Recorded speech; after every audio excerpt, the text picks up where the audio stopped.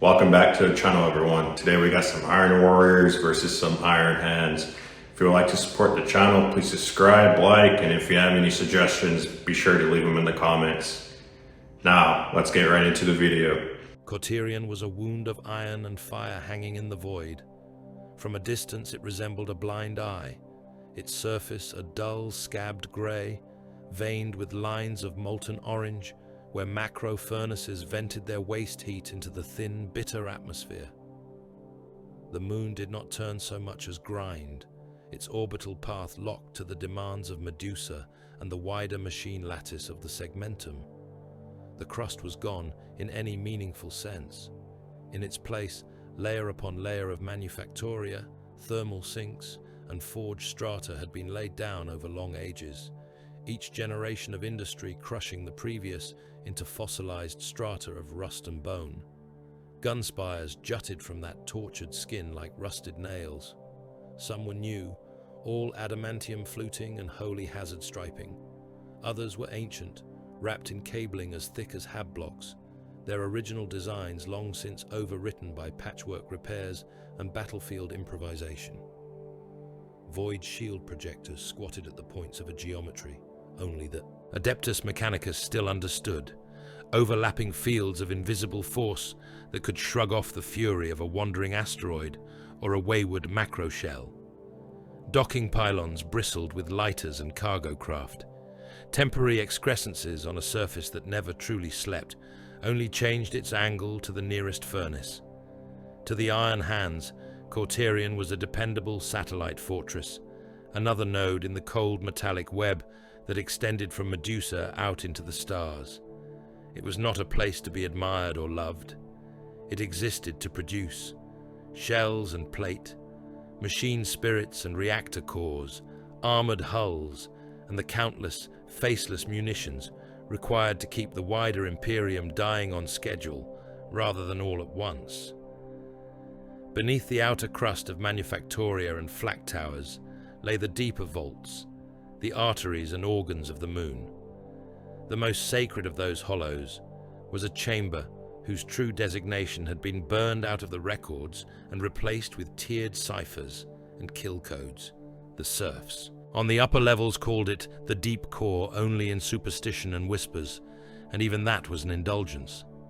The Mechanicus called it a data sanctum. The Iron Hands called it a vault. Within that vault, locked behind walls of adamantium and prayer, slept an idea. The Medusan carapace was not armor in the simple sense of ceramite plates and reactive fields. It was a pattern, a sequence of instructions and machine thought encoded in data prisms and hexagrammic wards.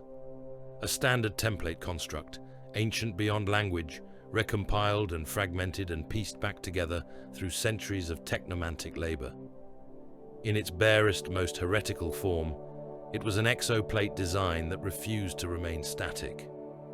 Where other suits of warplate were constructed according to rigid designs and then maintained, the Medusan carapace was intended to continue building itself. It learned. It adapted. Buried beneath its plasteel and adamantine layers were strata of flexing, self-analyzing substructure, coded to study incoming force, thermal loads, and battlefield stress, and then rewrite its own configuration to better endure the next impact. Over the course of a campaign, a single suit of such armor could become something entirely different from its initial form, reshaped by the violence it had endured. To many tech priests, even those hardened by Medusan pragmatism, such a thing bordered on blasphemy. Armor that altered itself without direct liturgical oversight sat too close to the errors of the Dark Age, to cursed machines that had rejected their makers. Cauterion IX and his inner circle of the Cauterion conclave had spent long years binding the carapace pattern in fetters of ritual and logic, surrounding it with so many fail-safes that the thing could never awaken in full, never become more than armor. To the Iron Hands, the Medusan carapace was something else entirely. In that shifting plate, they saw a weapon against the primordial sin of weakness. Human. Flesh failed. Even an Astartes, flesh transmuted and reinforced, carried organic frailty at his core. The Iron Hands had spent their history cutting and replacing and reinforcing the body with steel and circuitry. The carapace represented a chance to wrap every warrior in a second body that would learn as he did, that would erase the last trembling, uncertain edge between flesh and iron. To deploy such armor across an entire crusade force, across fleets and clan companies, would be to step one more pace away from the sin of the organic. Cauterion bled men and material into that pursuit. The moon's population numbered in the tens of billions, and that was only counting those still capable of drawing breath under their own power. Forge serfs toiled in ranks so vast that the census engines gave up and listed them in acceptable loss brackets rather than tallies. Macroclades of servitors crusted every factory line and loading rail, lobotomized things whose limbs had been replaced with tools and whose skulls were crowned with sockets and cabling instead of hair. Scitari cohorts marched in endless rotations between the manufactoria and the gun spires, their footfalls a metallic thunder that never truly ceased, only changed direction. Above and among them strode the Astartes of Clan Morax and its attendant brother clans, giants in black and silver, bionics gleaming with fresh oil and augmetic eyes glowing with corpse light. They were the garrison and the guardians, the executioners and the ultimate word on all matters of defense. For the serfs who glimpsed them in the artificial daylight of the forges, they might as well have been living statues of iron, rarely speaking, always watched by machine spirits and recording lenses. On one of the higher altar platforms of Forge Bastion Hexahel, where the heat was high enough to blister unprotected flesh in a handful of heartbeats, an assembly of serfs and Scitari stood in ranked attention. Their respirators hissed. Softly in the harsh air, their eyes guttered beneath the glare of lumen strips, and they listened not for comfort, but for instruction. Iron Father Gael Morax stood before them, a monolith of ceramite and steel. His armor was battered but immaculate, black plate worked with silver cogs and Medusan iconography. Augmetic limbs whirred and clicked in precise harmony as he moved, servo arms flexing on his back like the limbs of some metallic insect. His real flesh, what remained of it, was reduced to a skull mask beneath cables and iron, his voice a vox-blended monotone that carried clearly even over the roar of the forges. "You will die," he told them without preamble. "You will die here or elsewhere. You will die for this world, or for another one equally unworthy. This is not horror, this is utility." Hooded serfs stared up at him, the glow of molten metal reflected in the lenses of their masks. Scitari stood motionless, their minds already half within the machine. Network of the Bastion. "Your worth," Morax continued, "is not measured by the span of your existence. It is measured by where that existence is spent. Flesh will fail, bone will crack, steel will fatigue. When that hour comes, you must already be at the correct position in the sequence." He gestured with one heavy, augmetic hand, and a hollow projection flickered in the hot air, lines of battle diagrams and production quotas, estimates of attrition and reinforcement. For a moment, Cauterion's surface unfolded in a miniature before them, a maze of bastions and forges painted in cold green. "You will be used," the Iron Father said. "Your masters will decide the order. This is an honor. To be wasted is a sin. To be used correctly is virtue. The Omnissiah does not love you. The Emperor does not love you. They do not love. They require. The Iron Hands exist to meet that requirement. You will assist." No one cheered. No one wept. They simply acknowledged, as they always had. Those who could still feel horror had that capacity ground away by constant exposure to the world's demands. Those who could not simply marked the parameters and stored them. Beyond the walls of Hexahel, beyond the storm of smoke and waste heat that wrapped Cauterion's surface, Magos Dominus Hectrion. 9 regarded a very different projection. The Magos' primary body hung within a spire of data steel and glass, suspended in a web of cables and support struts. His flesh was a shriveled, near-forgotten core, sealed in a carapace of metal and sensorium nodes.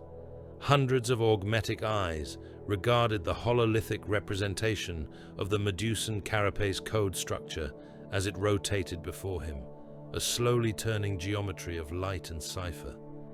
Every strand of that pattern was shielded with logic wards. Every node was cross-linked to kill codes. If even one string of the construct attempted to self-propagate without approved stimuli, a cascade of purity protocols would burn it out of existence in a microsecond. Cauterion 9 had personally overseen the construction of those wards. He trusted them, as far as he trusted anything born of his own labor. He trusted nothing that had been born during the Dark Age that had once broken the galaxy. Cauterion exists to shield this pattern. Cauterion 9 voxed to the gathered lesser priests clustered about the lower tiers of the sanctum. Their bodies were insectile, multi-limbed, faces reduced to vox grills and photoreceptors. All output is acceptable collateral. All life is fuel. The carapace is prime. Binary affirmations rippled through the chamber, a shimmering of devotion expressed in machine code. The Magos did not reply with blessing. He did not possess faith in the crude human sense. He possessed purpose, purpose that, unknown to him, was already attracting predators. On the outer edge of the system, far beyond the orbit of Cauterion's gun line, a darker shape prowled the edge of real space. It was not yet visible to Auspex. Its presence was felt instead as corruption, in the slight static that crept across distant vox channels, in the way some astropathic messages arrived with a flavor of rust and blood that was not there when they were sent. Reports had filtered to Cauterion in recent cycles, ghost signals, worlds gone abruptly silent, not through the sudden flaring of enemy fleets, but via a neat and terrible progression. First, outer forts falling one by one, abandoned by their own defenders or found empty, their garrisons vanished without trace. Then, concentric defensive lines discovered collapsed inward, every bastion shattered in sequence, as if a hand had curled into a fist around the world and squeezed until stone cracked. Manufactoria shut down, not because their reactors had failed, but because the workforce had been ground under the treads of siege engines marching in precise patterns. Iron Father Morax had read the transcripts of those reports in his Strategium. Cauterion 9 had received encrypted data bursts from distant Mechanicus enclaves, red-stamped and sanctified, warning of a particular signature. Not warp-spawned madness, though that too lingered at the edges of the Vox. Something colder, something older, an Iron Warrior's fleet. For warsmith Vardus Carax, Cauterion existed first as a series of numbers and diagrams, projected in the dim light of his Strategium, long before the moon ever came within visual range. He stood at the heart of the chamber aboard his flagship, the Ferrum Maledictus, armor locked to the deck by mag clamps, curving walls around him alive with data.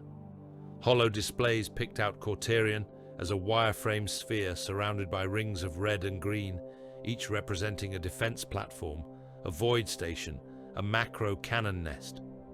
Lines of possible firing solutions traced between those points, a spiderweb of trajectories and impact zones. Vox intercepts and Auspex ghosts shimmered as faint annotations. Carax studied it all in silence. His armor was the deep iron of his legion, banded with hazard stripes and scarred by long service. The helm sat mag locked at his belt, revealing a face that looked as if it had been carved from the same metal as his plate, and then worn by time and fury. Bionics held his left jaw in place, steel and piston and fiber bundled together, while his eyes were pale, machine-rimmed slits that bled faint orange light. Chains hung from his pauldrons, bearing fragments of shattered fortresses instead of skulls. Each fragment represented a world where his calculations had been proven correct. He did not smile as he watched Cauterion's defenses scroll past. Emotion, in the warm mammalian sense, had been pared away long ago, cut down to a bare, cold resentment that burned with the stability of a reactor core.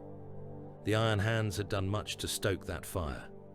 Once, in the long-ago days at the dying edge of the heresy, Carax had orchestrated a siege so perfect that he still dreamt of it. A ring world, girded in bastions and shield arrays. A myriad of imperial armies entrenched on every continent, their titans and astartes and tanks dug in with admirable tenacity. He had studied it, reduced it to equations, peeled away its outer defenses like rusted plating. He had been on the verge of closing his fist and breaking the world in the precise sequence he had designed. Then the Iron Hands had arrived. They had not met his genius with passion or honor or any of the other lies loyalists pretended to care about. They had reduced his works to data points. Logic engines had crawled across his lines of fire and predicted them. Clan companies had exploited microscopic weaknesses with inhuman efficiency. Where other Astartes bled fury and faith, the Iron Hands had made adjustments. Cost-effective, brutal, unsentimental adjustments. They had withdrawn without triumph when the time came, leaving a ruined world and a ruined siege, and Carax's name had been cursed on that broken ring, not for his cruelty, but for his failure. He had never forgiven them for it. The long war, to Vardas Carax, was not a holy crusade. The dark gods were real enough and terrible enough, but their needs interested him only when they ran parallel to his own. He offered the proper devotions, of course. Blood to the blood god, whispered equations to the changer, the raised walls and labyrinthine defenses that pleased the Prince of Excess, the slow, grinding despair that fed the Lord of Decay. But all of that was surface. Beneath, there was only the problem that the Imperium still stood, that its defenses still held, that fortresses still rose across a galaxy that should by all logic have been reduced to ash when Terra burned. Every bastion, every doctrine, every living body that threw itself into a breach was a variable. The long war was not going to be won by frenzy or by miracles. It would be won when the right stress had been applied to every weakness. Cauterion represented a valuable test, an outlying fortress moon, heavily armed, garrisoned by Iron Hands and their mechanic cult allies, with an unidentified crown asset in its depths. It was a knot of defenses, production, and pride. If he broke it properly, he would not merely have destroyed a world. He would have learned more about Iron Hands' doctrine, about the ways in which they were willing to grind their own underlings to dust to preserve what mattered. Plot translation, Carax said at last, voice a low, metallic rasp that carried easily in the strategium. Maintain siege formation on exit. All vessels to hold fire until target acquisition is complete. Acknowledgements rolled around the chamber. Iron Warriors officers in pitted plate bowed their helms. Mortal officers at the data pits hunched over their consoles, fingers moving in disciplined patterns. Warpsmiths muttered Binharic invocations to the roaring mad thing that was the Ferrum. Maledictus's wounded machine spirit, keeping it chained as the ship's great drives built to Translation Peak. Far away, in Cauterion's deepest choir vault, an astropath began to scream. The Psyker's body convulsed in its support frame, the cables that ran from his spine to the vaulted ceiling, twitching like the strands of a nest of serpents. His eyes, already gone to grey milk long ago, rolled back as the warp touched him. Attending tech adepts tightened restraining bolts, made adjustments on the valves that fed soporifics into his blood. But it was not enough. The signal that crashed into his mind came from something too disciplined to be purely demonic, too cold to be fully of the warp. Iron. Endless iron, stained and rusted and sharpened into siege rams and armor plate. The remembered thunder of macro shells, the precise, pitiless cadence of a hammer striking a skull again and again until it broke along calculated fracture lines. Something comes, the astropath gurgled, blood bubbling at the corners of his mouth. Iron. Old iron. It brings equations. His words dissolved into a wet choking as internal organs burst under psychic pressure. The tech adepts wrote down what they could, cleaned up what they had to, and sent a warning up the chain in curt bursts of Binharik. Magos Hectrian 9 received those warnings. So did Iron Father Morax. They saw, separately and in their own languages, the same conclusion. The ghost signals that had crept into Cauterion's data streams were resolving. Contact reports from distant way stations, cut off mid-transmission, aligned into a pattern. Ships were vanishing from routes that intersected a crude arc through the stars, and that arc now cut directly through Cauterion's system. Morax stood once more in his strategium as that data flowed in. Holographic icons flickered above the great central table, representing not worlds and output now, but void lanes and orbital paths.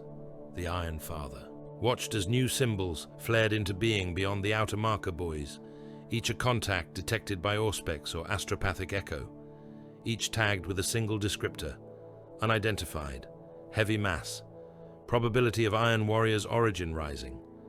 His servo arm clicked softly as it folded and refolded behind his pauldron. Tech Marines around the chamber relayed commands to the gunspires, to the defense platforms, to the Cauterion network. There was no panic. There was no doubt. Cauterion had always known that something would come to test its defenses. That was the purpose of a fortress. The probability of total planetary destruction, Morax said quietly, more to himself than to the officers who stood nearby, has advanced from possible to highly probable. He thought about that for a fraction of a moment longer, then nodded once. Acceptable, he said. Begin full war protocol.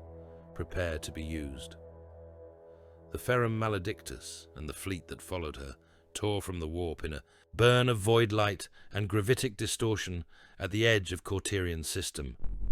They came not as a ragged pirate pack, but as a line of iron fangs, each ship already rotated to the correct facing, guns trained along plotted firing arcs. Macro cannon ports yawned in sequence.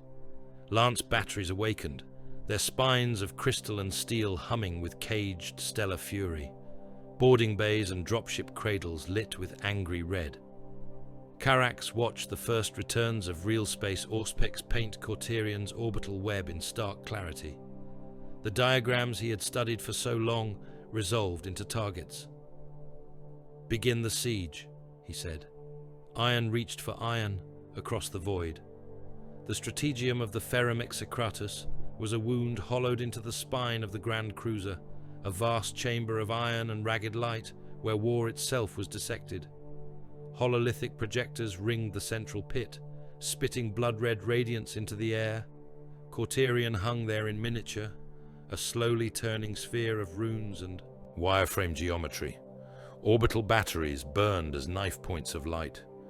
Defense monitors traced cold arcs along plotted patrol routes. Transit lanes and docking vectors sprawled across the system like veins in a diseased organ. Every flicker of data was captured, processed, and cast back into the air in fresh permutations. Warsmith Vardus Carax stood at the center of it all, immobile as a statue of rusted iron. His helm sat locked to his belt. The pale machine-ringed eyes in his scarred face drank in the shifting projections without visible emotion. Servo motors hummed quietly behind him as a pair of attached cogitator arrays adjusted the scale of the hololith at his unspoken will. Around the pit, Iron Warriors officers and mortal captains stood in tiered ranks. The Astartes formed a ring of dark, hazard-striped plate, their armor etched with the scars of countless sieges. The mortals hunched at their control lecterns, faces pallid and bloodless in the crimson light, fingers resting on rune keys and vox studs. Warpsmiths lurked at the edge of the circle like carrion crows, hunched in their own shells of corrupted metal, mechadendrites twitching and occasionally sparking with caged energies. Begin full projection, Carax said. The hololith shifted at once. Cauterion's silhouette melted into a web of concentric rings that marked the orbital layers. Icons flared along those rings, each representing a defense platform, a gun station, a docking spine, a patrol node. Lines of text in hard, angular script scrolled beside them, bearing guessed munition counts, reactor outputs, void shield tolerances. Beyond that halo of defenses, more marks appeared, picking out shipping lanes, civilian traffic clusters, and the faint echoes of system ships too small to be of tactical interest. To most men, it would have been an overwhelming storm of information. To Carax, it was a beginning. Outer defense network, he said, section by section. A flick of the warsmith's gauntleted fingers sent a command through the Strategium's machine spirit. The red icons representing the most distant platforms pulsed, then expanded, their details rising in sharp clarity. The Iron Warriors had long ago learned the pattern language of Imperial fortification. Certain ratios of gun barrel to reactor mass, certain flares in heat output, betrayed hidden armaments and reserve power. Carax's gaze moved from node to node, his mind assembling the scattered data into a single, coherent image. He saw kill zones and blind arcs. He saw overlapping void shields that could be stripped away in ordered sequence. He saw the traffic patterns of civilian freighters and ore haulers spiraling in toward Cauterion's hungry docks. Civilians, he said, voice flat. Highlight. The hololith bled fresh color. The icons marking non-combatant vessels and HAB installations burned brighter, shifting to a deeper arterial shade. HAB rings and orbital HAB. Stacks picked out themselves as delicate, spidery structures clamped to the outer arms of dock anchoresses. Bulk freighters and pilgrim barges drifted in wide holding patterns, their engines cold, while they awaited the availability of docking corridors. Carax watched them for a long, measured moment. Targeting protocols, he said at last. I want their patterns, how quickly the station monitors respond, how deep their priority coding lies. A mortal officer cleared his throat very softly. His uniform bore the same chevron hazard striping as the Astartes around him, but his shoulders were narrow, his flesh too thin. He swallowed, larynx bobbing like a trapped creature, and forced himself to speak. Warsmith, he said, the most efficient way to provoke full monitor response will be to direct heavy fire into the civilian HAB clusters. The defense platforms are slave to protection values. They will reorient to shield those registers first if they follow standard Imperial logic. Carax turned his head a fraction, enough to let his dead eyes pass over the mortal. There was no anger in the gesture, no threat, only assessment. How many structures, he asked, require annihilation to trigger that protocol? The mortal swallowed again. His fingers brushed the rune keys, drawing fresh data from the underlying cogitators. Numbers and projections flickered across a smaller hololith at his station. An estimated third of the outer HAB rings, Warsmith, he replied. If we employ a combination of macro shell fire and lance strikes, we can collapse that many before the defense monitors complete their response shift. Carax considered that. The scale of it. The sound those rings would make as they burst apart. The drift of frozen corpses, tumbling like shattered dolls through vacuum. And the lives inside them, he asked. Several billion, Warsmith, the mortal said. Perhaps more. Exact tallies are not presently available. There was a brief silence. The low hum of the Strategium's machinery filled it. The distant groan of the Ferrum Execratus's armored hull vibrated underfoot. Carax looked back to the main projection. Acceptable, he said. He lifted one heavy gauntlet, fingers flexing, and new lines of red light speared out from the projected icons marking his own fleet, tracing through the holographic darkness to intersect the highlighted HAB rings. These coordinates, he said. All heavy batteries to pre-range. Lance captains will synchronize fire on my mark. We will sweep the rings in a staggered pattern to force the defense monitors to recalibrate with every salvo. One of the warpsmiths chuckled, a sound like steel scraping bone. Many of those rings will already be vented before the stations can realign their aim, the tech marine rasped. "The atmospheres will boil away. We can watch it from here. The plasma bleed alone will light the void." "Good," Karax replied. "I want every response, every miscalculation, every panicked correction. They will teach us how to break the rest." He turned his eyes to the assembled officers. "This is the first equation," he said. "A simple one. Outer ring removal, civilian immolation, monitor recalibration, record everything. Every fluctuation in their firing sequence is a key to the inner locks." The Iron Warriors bowed their helms. The mortals whispered affirmatives and fed commands into the waiting machine spirits of the fleet. On the Ferrum Execratus's gun decks, the enormous macro cannon batteries groaned into alignment. Each barrel was a cathedral of iron bound in chains of script and hazard paint, its length studded with control vanes and heat bafflers. Munitions augurs chanted Binharic rites as loaders fed fresh shells into the open throats.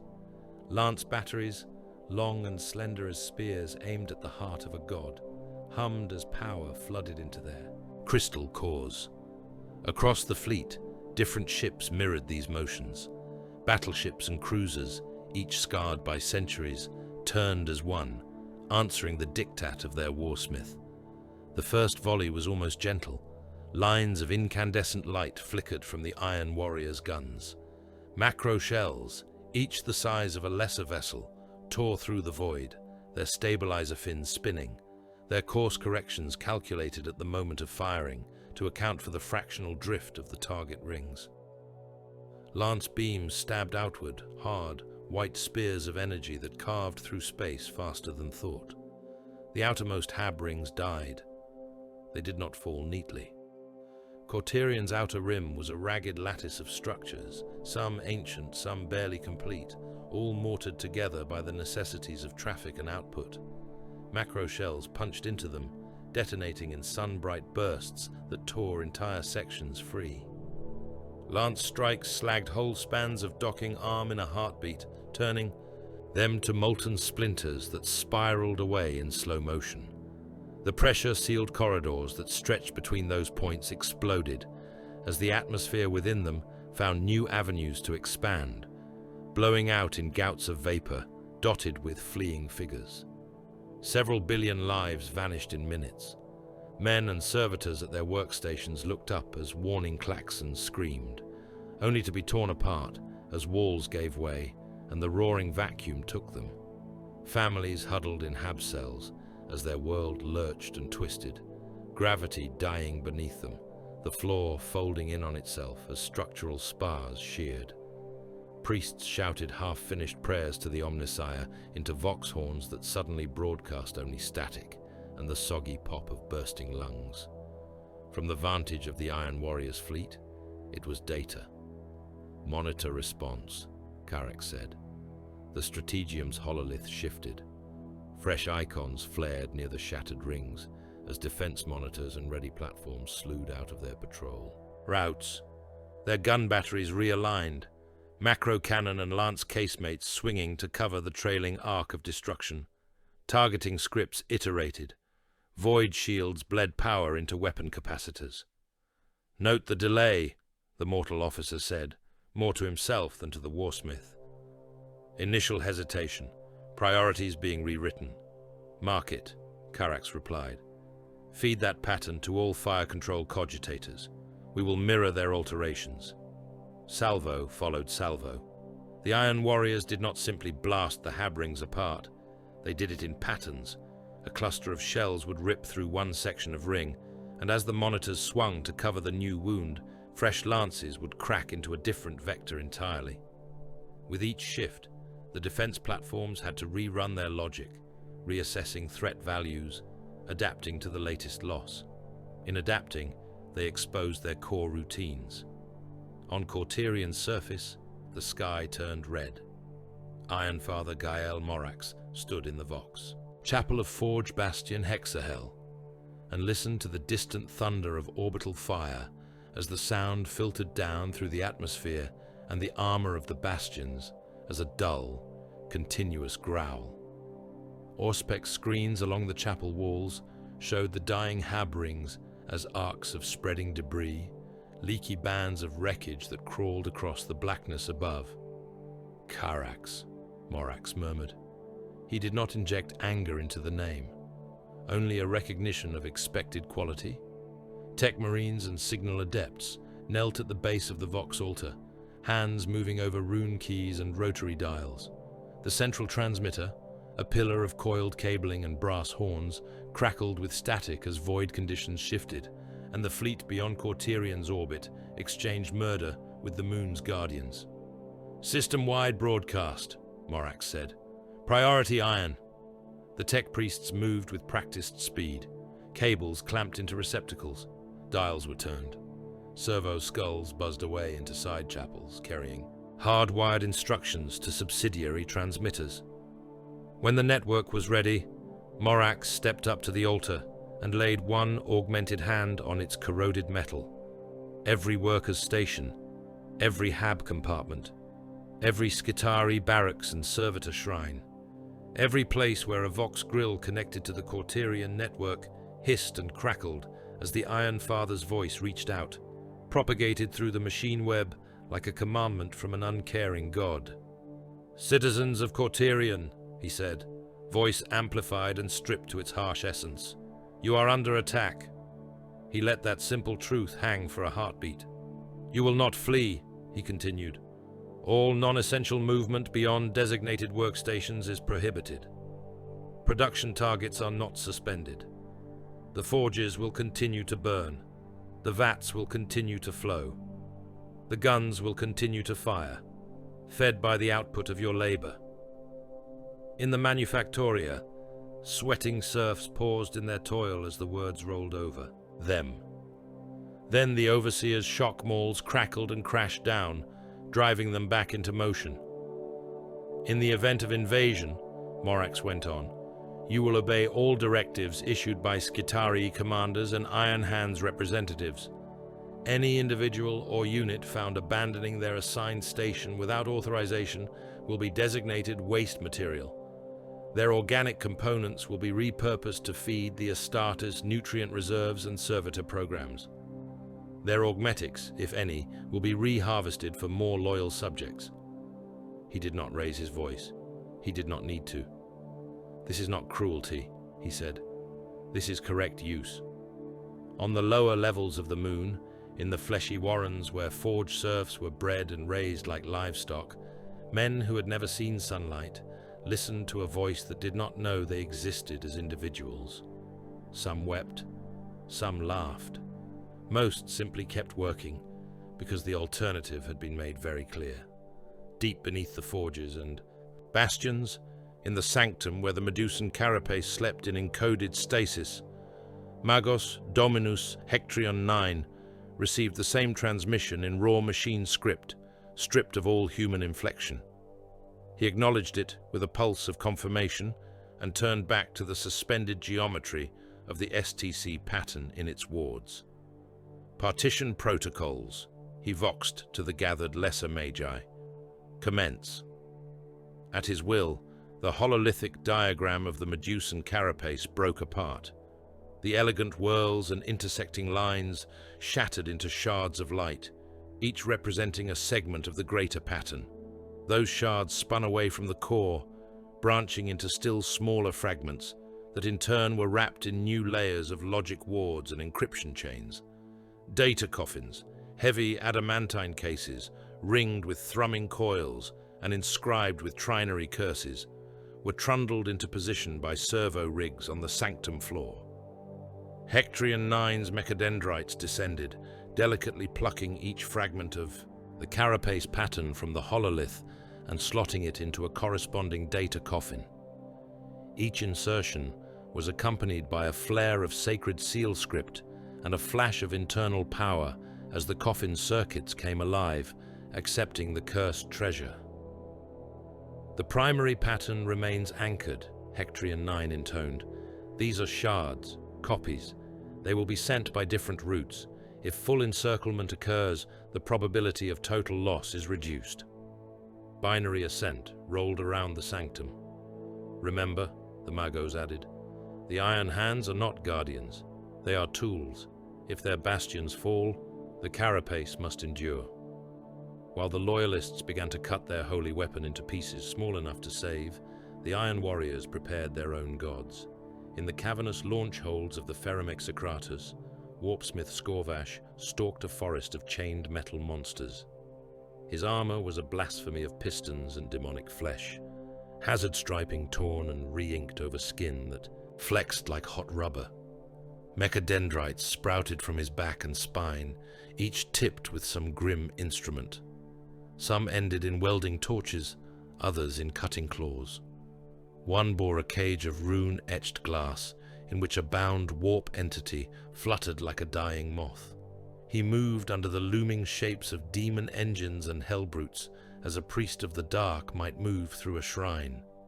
Here, a defiler squatted on reversed legs, its scorpion tail curled over its back, its battle cannon for a head hung low, the barrel crusted with the remains of things it had already killed. Chains and hooks pinned it to the deck, each link etched with hex runes. The machine's armor flexed subtly, as if it breathed. A low growl vibrated through its frame, the sound of a caged hunger. There, a hellbrute was welded directly into the bulkhead, its sarcophagus fused with the metal of the ship itself. Lashes of cabling ran from its torso into the walls, feeding it the Ferrum Execratus' own spite swelling. Machine spirit. The occupant, some long shattered warrior whose name had been forgotten, beat its fists against its bonds in slow, furious rhythm, each impact sending a dull clang through the hold. "Wake," Scorvash murmured, his voice a blend of vox growl and demonic whisper. "Wake and smell the iron of a new world." He touched the rune cage with one mechadendrite. The bound warp thing within shrieked without sound and bled violet light. That light ran down the tendril, across Scorvash's armor, and into the chains that bound the engines. Glyphs flared, metal twitched, the demons sealed within the machines stirred, sensing the promise of cities to grind under their tracks, of bastions to pull down brick by brick. One by one, their restraint seals disengaged. Not entirely, enough to allow motion, enough to let them howl.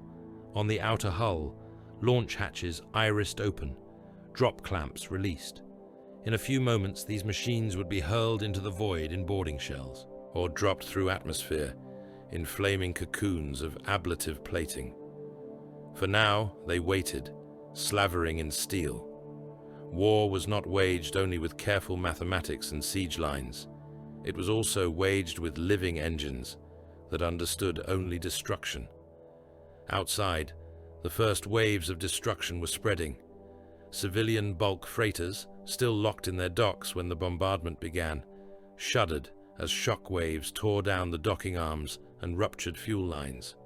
One such freighter, an ore barge named only by a designation serial it had worn for centuries, blossomed in an expanding bloom of fire as its loaded holds ignited.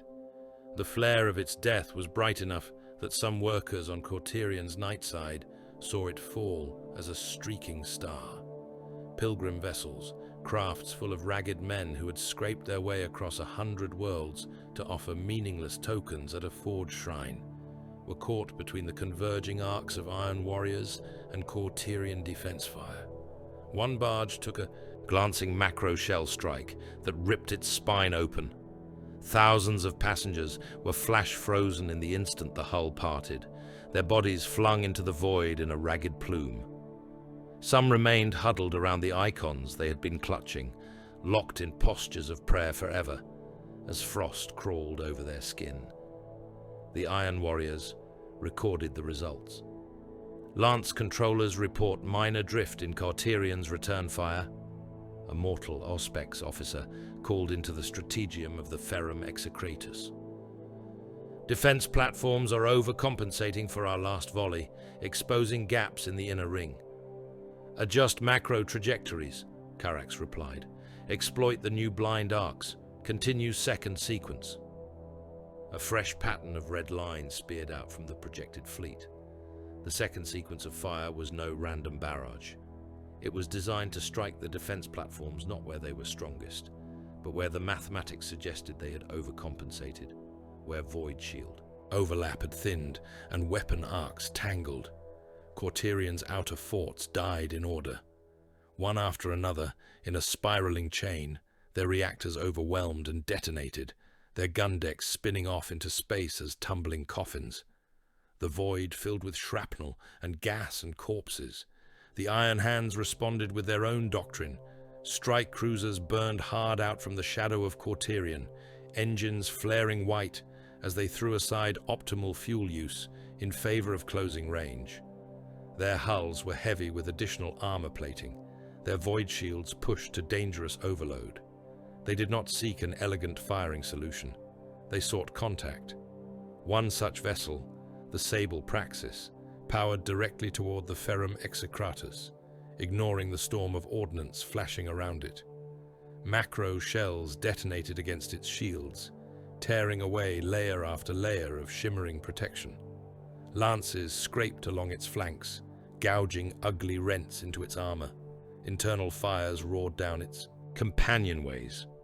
Hundreds died in its bowels as compartments sealed to contain the damage, chopping off limbs and crushing bodies in their haste to save the ship's killing heart.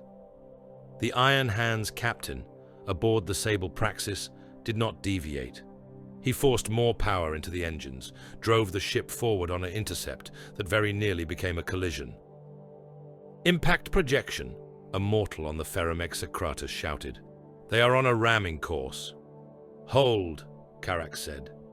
He watched as the Sable Praxis's prow came on, its armor black and scarred, prow ram prowling ahead like the beak of some ancient predator.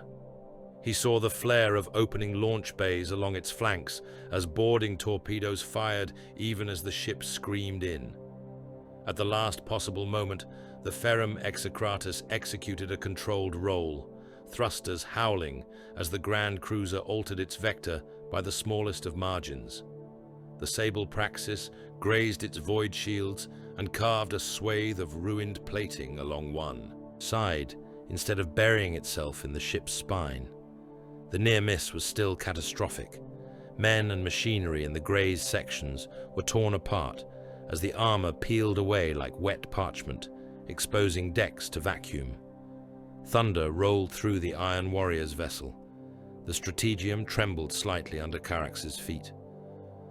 "Boarding torpedoes inbound," a warpsmith snarled, watching his side displays. "Void shields compromised in localized sectors." "Let them come," Carax answered. "Prepare the breach teams." The boarding torpedoes from the Sable Praxis, fat cylinders tipped with adamantine and filled with Iron Hands, punched through the wounded shields and slammed home along the Ferrum Execratus's flanks. Their melter-tipped noses burned through the remaining armor, then detonated shaped charges that blew ragged mouths into the corridors beyond. From those mouths, the Iron Hands poured. They came as black iron shadows, heavy footfalls pounding, bolters barking, controlled bursts that chewed through anything in their way. Their helm lenses glowed like furnace coals. Their bionics whirred. They did not roar or curse. They advanced with the same grim determination they had used to drive their ship into the jaws of a much larger foe. Waiting for them were the Iron Warriors. Void breacher squads had already sealed their own armor, activating personal mag clamps and void-hardened seals.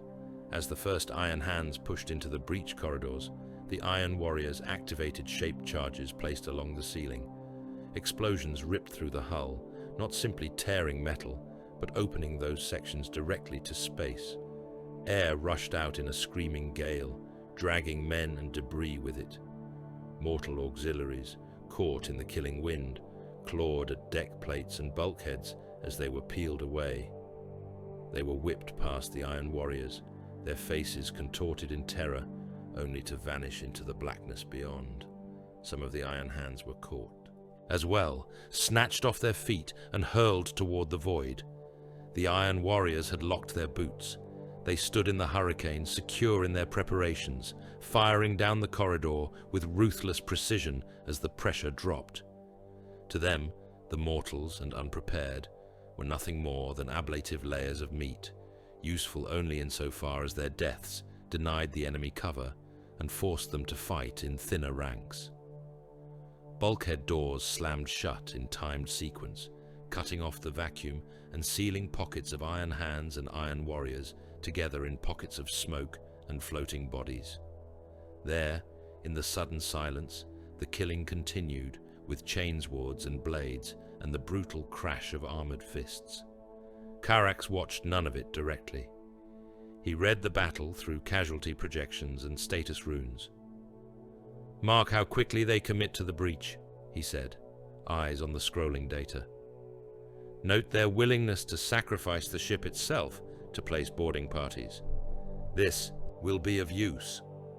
The first day of the invasion bled away into a long, grinding stretch of destruction. By its end, Cauterion's orbital ring was half gone, the remaining segments aflame and venting. Defense platforms hung in spirals of smoke and debris.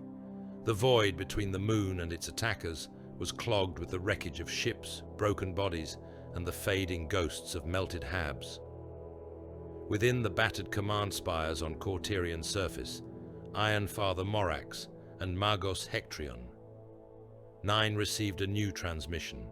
It cut through the vox clutter with surgical precision, slicing into every channel at once. No voice accompanied it, only a string of binary that repeated on a loop. Hectrion 9 decrypted it first. He was, after all, closer to the language of machines than any human. He read the plain low Gothic that came out of the translators, and a portion of his withered flesh quailed, though his metal did not tremble. "Submit your world for disassembly," on the Ferrum. Execratus, Karax watched the message send confirmation pulse through his systems. No reply came. Cauterion would not submit. That was acceptable. Equations were only truly tested under stress. The void above Cauterion burned, and Vardus Karax decided it was time to drive the iron home. In the strategium, the hololith of the tortured moon flickered and shifted under his gaze. Orbital forts were already dying, their icons blinking out one after another in disciplined sequence. Defense monitors scrambled along broken patrol routes. Ships burned in ragged spirals. It was enough. The outer void was contested. The first equation was complete. "Commence Operation Cauterion's Spine," Karax said. His words were carried through vox webs and cogitator stacks, down into the cavernous holds of the Iron Warriors' fleet. There, in the shadowed deeps where sunlight would never touch, the next phase of the siege had been waiting, hungry and silent. Cargo bays opened like wounds. Mountains of scrap metal collected over long decades of war shuddered on their grav cradles.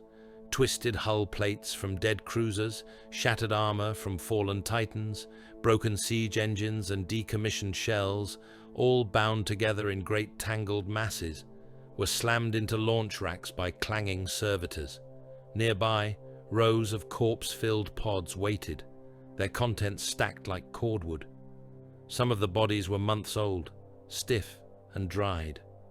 Others still dripped. Engines roared. Grav field projectors whined as they attenuated to release. One by one, in a vast, ugly procession, the scrap clusters and corpse barges were hurled out into the dark, their trajectories angled toward Cauterion's atmosphere. From the moon's surface, they appeared first as false stars, blooming into existence high above the clouds. On Cauterion, in the command bastions and gun spires, Auspex screens screamed with warning runes. Tracks of inbound objects multiplied as the scrap storm thickened, a rain of false meteors descending on the world. Automated defense cogitators chattered and snarled, struggling to assign threat values and firing priorities. Macro batteries, already hot from exchange with the Iron Warriors fleet, received new targeting solutions. Most did not know what they were shooting at. They knew only that something came, and that the logic chains demanded its annihilation. The macro guns spoke. From the fortress plateaus and embedded mountain stacks, Cauterion's great emplaced cannons heaved. Each barrel was a cathedral-sized tunnel of iron and prayer. Each shell they spat was a slug of death sufficient to crack open a cruiser. Now those shells clawed upward through the dense industrial air in great flocks, their stabilizing fins spinning, passing each other in glittering clouds. They hit the descending scrap field like hammers. The first collisions were distant enough that the sound never truly reached the ground, swallowed by the thickness of the atmosphere. But the light did. Fire bloomed far overhead as metal struck metal and shells detonated, turning the artificial meteors into a storm of incandescent shrapnel. The corpse pods ruptured under the impacts, spraying frozen limbs and vaporized flesh into the upper sky. Then the fragments fell. Billions died in the upper atmosphere, and millions more died on the ground in ways that made no distinction between friend and foe. Whole industrial districts looked up as their false sun shattered. The sky turned into a sheet of molten sparks. Great plates of fused metal, burning white at the edges, screamed down through the clouds and hit the surface like the fists of a cruel god. Hive stacks were punched open, their outer shells crumpled like paper, entire hab levels collapsing in on themselves.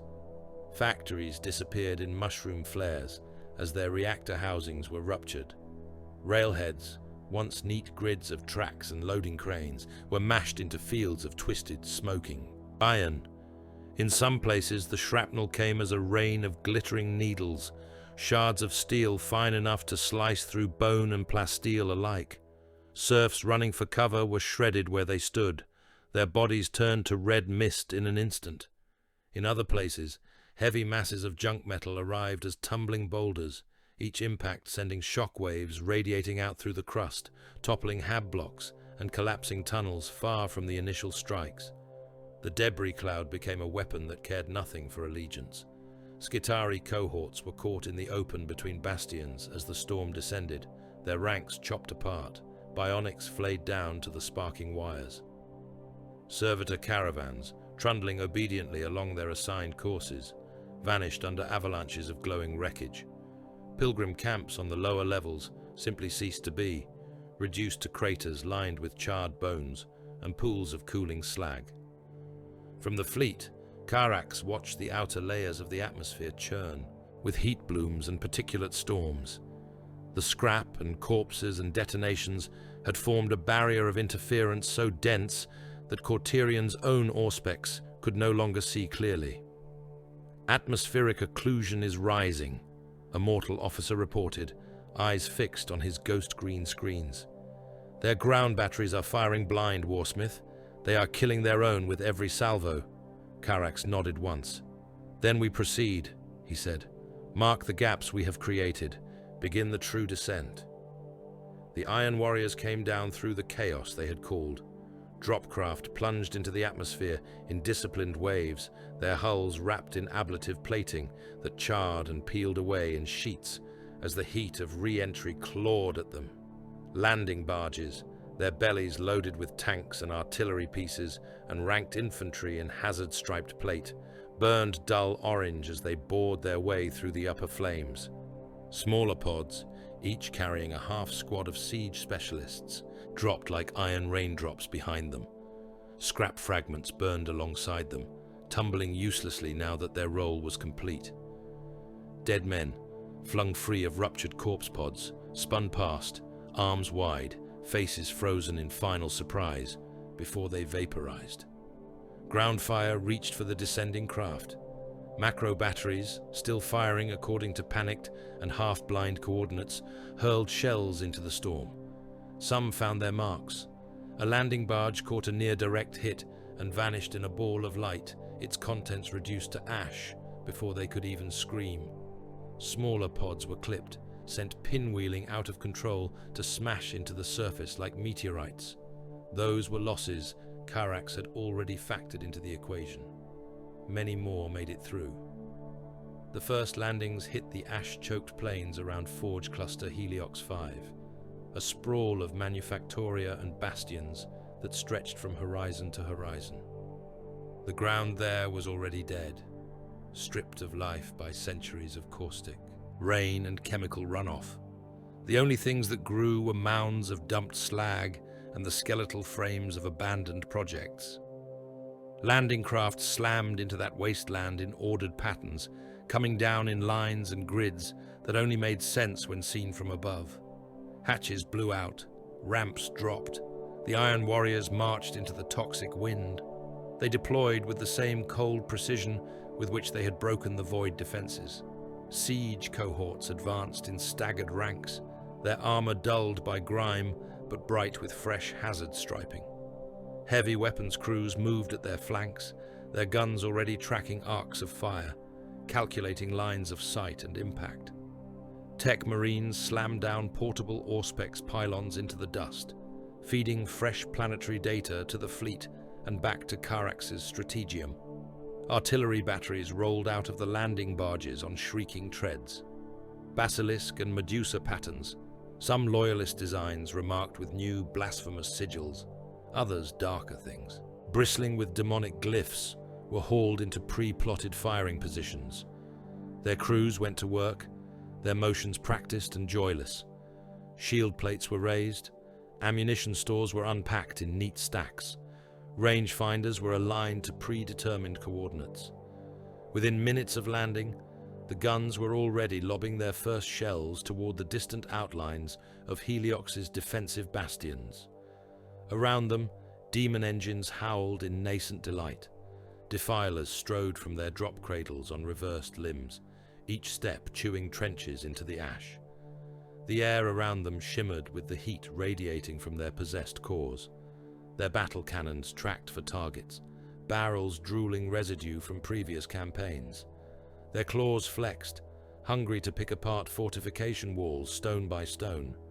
Other shapes slithered and crawled, engines whose original designations had been forgotten, their hulls warped into obscene configurations by long service to the warp. They dragged chains lined with skulls and shattered plasteel. They exhaled clouds of embers and daemon flies.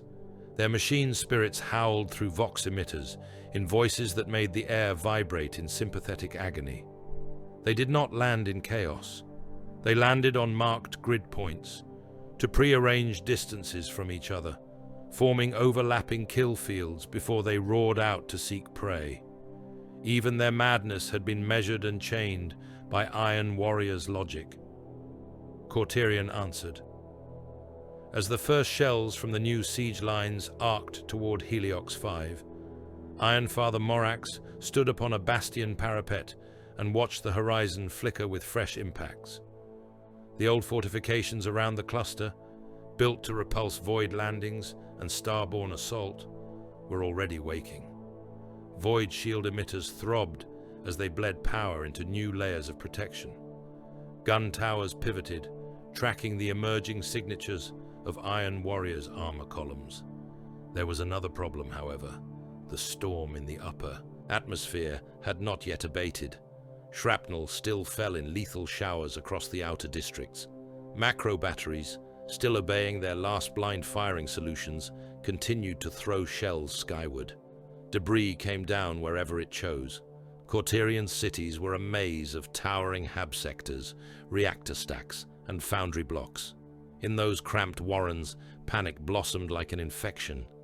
Refugees, driven from their smashed homes by falling scrap and friendly fire, surged through streets and service tunnels, a screaming human tide that threatened to clog every artery of the fortress network. That could not be permitted. Morax opened a Vox channel to the sector control nodes.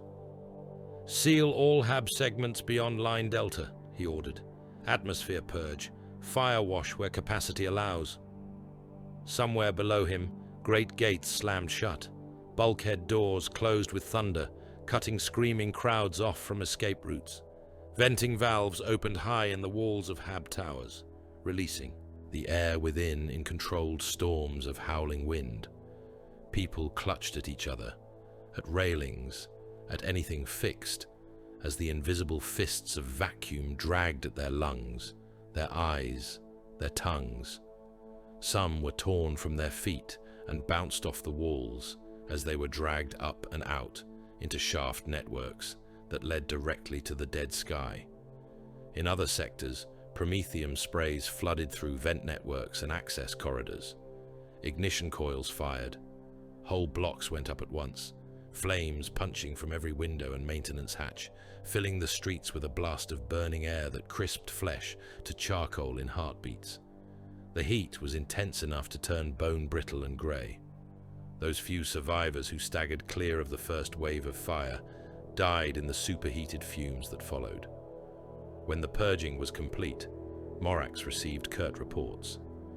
"Kill zones established," announced one Skitarii node, its vox tone devoid of anything human. "Sectors rendered sterile. Human mass reduced to inert obstruction.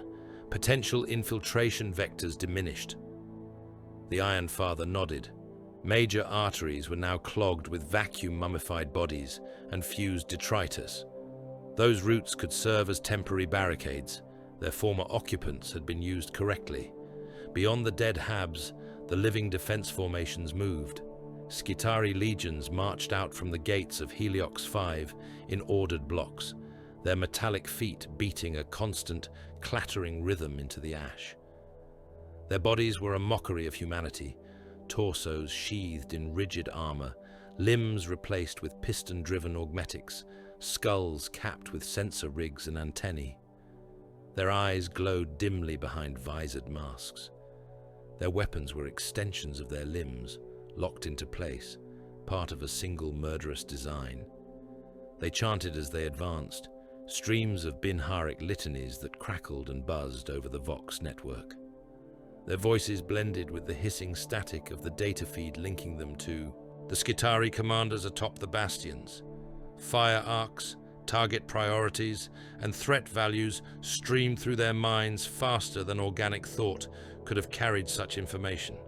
They were not truly individuals in that moment. They were a marching algorithm.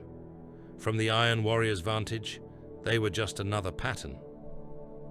On the ash plain, Siege Captain Dren Varro watched the advancing Skitarii through the red-tinted lenses of his helm. Data scrolled across his sight, estimated force numbers, weapon signatures, formation density. His squad took up firing positions along a freshly dug revetment, hazard-striped armor blending into the scorched terrain. "Record all fire discipline variations," he voxed to his picked servitors. "Angle, rate, response time, they are test runs." The servitors clamped to the parapet beside them, blinked their lens-studded faces in acknowledgement. Their grafted cameras whirred as they focused, capturing every twitch of rune fire from the oncoming Skitarii lines. The first major engagement of the ground war began as the Iron Warriors' siege lines and the Heliox cluster's outer fortifications exchanged fire in earnest. Heliox 5's batteries hammered the newly landed artillery positions with disciplined salvos. Cannons that had once guarded against void torpedoes now depressed their barrels to fire over open sights at Iron Warriors' armor, their shells raising geysers of earth and armor fragments as they landed. The Iron Warriors' batteries answered with their own, hurling shell after shell into the bastion walls and the massing Skitarii ranks. The duel grew in intensity until it ceased to have separate volleys and became a continuous roar. For 36 straight hours, the ash plains danced with detonations. Shells burst in overlapping patterns, turning whole square kilometers of ground into boiling seas of mud and metal fragments. Trench lines dug by Iron Warriors' pioneers were blasted apart and dug again, each time a little closer to the Heliox walls. Bunkers rose from prefab sections in 1 hour only, to be flattened in the next, their occupants mulched. The no-man's land between the lines became a charnel field. Smashed servitors lay everywhere, their once purposeful limbs torn away, their torsos open to reveal the tangle of crude organs and crude wiring inside. Some still twitched, mechanical reflexes firing long after the command logic had been shattered. In places, Skitarii torsos lay half buried in the ash, their lower bodies gone, but their upper halves still propped on shattered elbows, weapons cycling automatically at set intervals, firing into nothing as their targeting feeds died. Iron warriors used their own dead with equal lack of sentiment. When a squad was reduced below combat usefulness, their bodies were dragged into the trenches by surviving brothers. Armor plates were hammered into the dirt to reinforce parapets. Broken limbs were jammed into gaps as crude supports. Some corpses were wired with demolition charges, turned into booby traps for the inevitable Skitarii countercharges. The Iron Warriors did this work without revulsion. The dead had already paid their cost. There was no reason not to extract further value. Amid this storm, the war slaves were driven forward. They were a cohort of thousands, drawn from the mortal followers of the Iron Warriors, pressed from conquered worlds and broken armies. They wore chains instead of armor, manacles binding them in lines, heavy collars around their necks linked together with spiked cable. Their uniforms were a patchwork of stolen fatigues and ragged scrap. Their eyes were wide and bright with combat drugs, the pupils blown black. Many drooled, many laughed and sobbed in the same breath. Behind them stalked their overseers, Iron Warriors and cult officers carrying shock staves and pistols. The war slaves had been briefed in their limited way. There was a wall ahead. They would run toward it when the signal came. They would keep running until they could no longer run. It was simple enough for their drug-softened minds. What they did not know, and what did not matter, was that they were not expected to reach the wall. War slave cohort designated Spinebreaker, advance, came the command. Horn blasts cut through the thunder of artillery. Vox units strapped to the backs of the lead slaves screeched orders. The mass lurched forward as one, boots churning up clods of grey ash, chains clinking and jerking as men tried to outpace each other, to gain even a few strides of imagined advantage. The Heliox fortifications saw them coming. To the Skitarii commanders and Iron Hands observers atop the bastions, the warslave charge appeared as a dense heat signature pushing into the ravaged field. For a moment, some cogitators struggled to assign it a threat value. The formation was too ragged, too organic, to fit neatly into the usual patterns. Then the order came. The newcomers were hostile mass. Hostile mass required reduction. The bastions opened fire.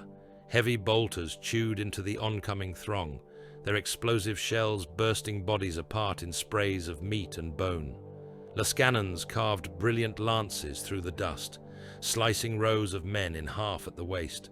Mortar shells fell in flurries, plumes of dirt and flesh rising and collapsing in ugly, overlapping flowers. Rad weapons, their beams invisible, washed over the cohort, cooking eyes in their sockets, blistering skin to bloody paste, baking organs inside bones. The war slaves screamed. They kept running. Those who fell dragged those behind them down as chains went taut, yanking men to the ground. Some of the fallen were trampled, their chests collapsing under the stampede. Others were hauled upright again by the sheer momentum of the mass, stumbling forward on shattered legs until they collapsed once more. All the while, Iron Warriors' Auspex rigs recorded. Each blast was marked. Each shift in the bastion's fire discipline was noted. Here, the defenders prioritized density. There, they switched to targeting individuals who had come too close to key emplacements. Some batteries adjusted quicker than others. Some formats repeated in predictable cycles. The warslaves died in thousands.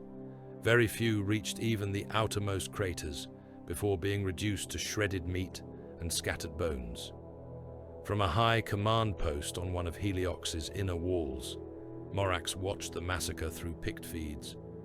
His expression did not change. His augmetic fingers danced over rune plates, pulling up the captured data streams. The Iron Hands already had their own Auspex readings of the attack, their own projections of what the enemy had hoped to learn. Crude, he murmured. Effective, but crude. He closed those displays and opened others. "Prepare counter sally," he voxed. "Armored spearhead. I will lead." Ironfather Gael Morax descended into the mustering caverns at the base of the bastion. There, in the rumble of idling engines and the reek of oil and promethium, Iron Hand's armor columns waited. Razorback transports and Predator tanks, their hulls black and silver, engines rumbling with leashed power, lined the loading ramps. Tech Marines scuttled between them on augmetic limbs, tightening power couplings, checking spirit runes. Morax climbed onto the prow of the lead Predator, bionics clanking. His armor was bulked with additional weaponry, heavy flamers mounted beneath each wrist, melter cutters embedded along the knuckles of his fists, servo arms rising behind his back, carrying a mix of tools and weapons. His helm sealed with a hiss. His voice became a distorted rasp over the tank's internal vox. "We advance precisely 2.6 kilometers, he said. "We burn any heretic, any traitor, any auxiliary. We do not pursue beyond the designated line. Our purpose is not annihilation, it is observation." The tanks rolled out. They crashed through blast gates and down onto the ash plains, engines roaring. Skitari maniples moved aside to make room, their formations parting with mechanical precision. The Iron Hand spearhead drove straight into the regions where the war slaves had been butchered only moments before. The ground there was a quagmire of gore and churned dirt. Tank tracks ran over bodies in ridged waves, crushing rib cages, pulping skulls, grinding exposed spines into paste. The Predator cannons hammered, shells blowing apart any surviving cultists or auxiliaries who had somehow crawled this far. Bolter sponsons spat storms of fire into the smoke ahead, stitching red paths through ragged figures. Morax watched from his high perch, helm lenses filtering out the worst of the smoke and heat haze. His Auspex suite noted every flicker of enemy fire, every shift in their response time as the unexpected counterthrust drove into their lines. He saw Iron Warriors squads scrambling from hastily, dug revetments, moving to flank or withdraw rather than waste themselves in futile frontal resistance. He saw demon engines swivel toward the incoming tanks, their cannons booming. He saw and he measured. When the spearhead reached its allotted depth, he raised one augmetic hand. "Now," he said. His flamers roared. Gouts of burning promethium washed out in wide arcs, sheets of liquid fire spreading across the battlefield. Whole knots of war slave survivors went up at once, their drug-dulled nerves not quick enough to register the pain before the flames burned the capacity away. Cult officers shrieked, their skin sloughing from their bones in wet tatters. Even some Iron Warriors caught at the edge of the inferno stumbled back, armor blackening, hazard stripes bubbling. Morax did not care. His weapons were tuned, his Auspex recorded. The Iron Warriors took exactly a handful of heartbeats to react to the new threat profile. He noted the time. He noted the firing priorities. He noted the angles. The spearhead held for a few brief minutes more, exchanging brutal fire with forward Iron Warriors elements, then turned, as ordered, and withdrew in disciplined order. Tanks reversed, guns still firing. Skitari squads flowed forward to cover their retreat, forming fresh fire lines. Behind them, the war slaves burned. Their charred bodies lay amid the craters like lumps of overcooked meat. Thick, greasy smoke rolled up to join the already blackened sky. By the time the long, grinding day began to drag into its second night cycle, both sides were fully committed. Across Cauterion's face, Iron Warriors' siege networks began to anchor themselves into the crust. Trenches and gun pits traced harsh geometries across the plains, linking landing zones with artillery parks and command bunkers. Prefabricated bastions were slammed together with the speed of an angry god building new mountains, their walls already sprouting gun emplacements. From orbit, those lines began to form patterns, rings and lines that mirrored in dark reflection the very fortifications they had come to erase. The iron had sunk its first hooks. Deep beneath the surface, Magos Dominus Hectrion 9 moved through a different kind of war. In the sanctum, the primary Medusan carapace vault throbbed with contained power. The shards of the pattern that had been cut away were already sealed in their data coffins and dispatched along pre-plotted extraction routes. What remained was the core, the heart of the STC, still too vast and complex to move easily. Hectrion 9 surveyed the readouts scrolling around the vault. Seismic tremors from the bombardment above, power fluctuations, reports of breaches in lesser data shrines, all expected. Begin planetary scuttle protocols, he voxed. Tier 1 priority, plate destabilization initiated. If the vault falls, the crust must follow. That command traveled down into the bowels of Cauterion, into deep excavations where reactors slumbered.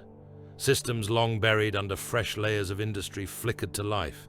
Tectonic charges, planted decades ago as a last resort measure, pulsed as their arming spirits awakened. The rock beneath Cauterion's manufactoria was no longer a passive foundation. It was a weapon in waiting. If the Iron Warriors reached too far, if they threatened to tear the heart from Cauterion, they would find themselves standing on a world that had been ordered to tear itself apart rather than yield. Iron met iron across plains of ash and cities of smoke, and below it all, the planet itself began to count down in the language of shifting stone. The Bastion Spire had not existed when the first shells fell on Cauterion. It had grown like a tumor from the ash plains in the wake of the landings, prefabricated sections slamming together under the direction of Iron Warriors' tech marines and demon-haunted cranes. Now it rose above the siege lines like the vertebra of some vast iron beast, its skin a patchwork of armor plates and jutting gun turrets, its crown a ring of sensor masts and vox towers that clawed at the soot-choked sky. Warsmith Vardus Carax stood at the open lip of its highest gallery and watched his new world bleed. Wind scoured the platform, hot and bitter with chemical stink. Below, the siege works of the Iron Warriors sprawled in harsh geometry across the grey plain. Trenches and bunkers and artillery parks marching outward in concentric patterns toward the distant outlines of Cauterion's bastions. Beyond that, Heliox 5 and its attendant fortifications hunched on the horizon, black mountains sprouting guns and smoke. Around Carax, the bastion's inner walls were alive with light. Hololithic projectors threw ghost images into the air at his back, floating panes of blood-red data and pale green outlines that flickered and shifted in constant motion. Cogitator banks hummed. Mortal officers and Iron Warriors sergeants clustered along tiered walkways below the gallery, heads bent toward Auspex feeds and vox logs. Carax's helm lenses scrolled through those projections as easily as they did the battlefield below. Casualty heat maps painted the plains in lurid colors. Here, an Iron Warriors regiment had been whittled down by stubborn Skitarii fire. There, a war slave cohort had been almost entirely erased in front of a particular bastion. Each point of loss glowed as a point on a graph, part of a larger curve he was still drawing. Vox traffic density flowed across his sight in pulsing lines. Loyalist command nets lit up as nodes on a crude web, some bright and constant, others flickering as noise interfered, as death silenced yet another transmitter. Seismic signatures throbbed below it all, a low rolling graph of tremors and shocks. The tread of god machines walking somewhere to the north registered as distinct pulses, regular and heavy, each one a footfall that sent vibrations through the crust. The world's agony was data. Carax watched it. He learned from it. That was the purpose of this war.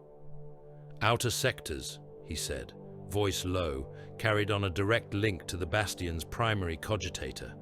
Civilian density. Show me. The hololith nearest him shuddered and reformed, becoming a stylized cross-section of Cauterion's outer hab arcologies. Towers and hab stacks bloomed from the plain in wireframe relief, each level shaded according to its registered population load.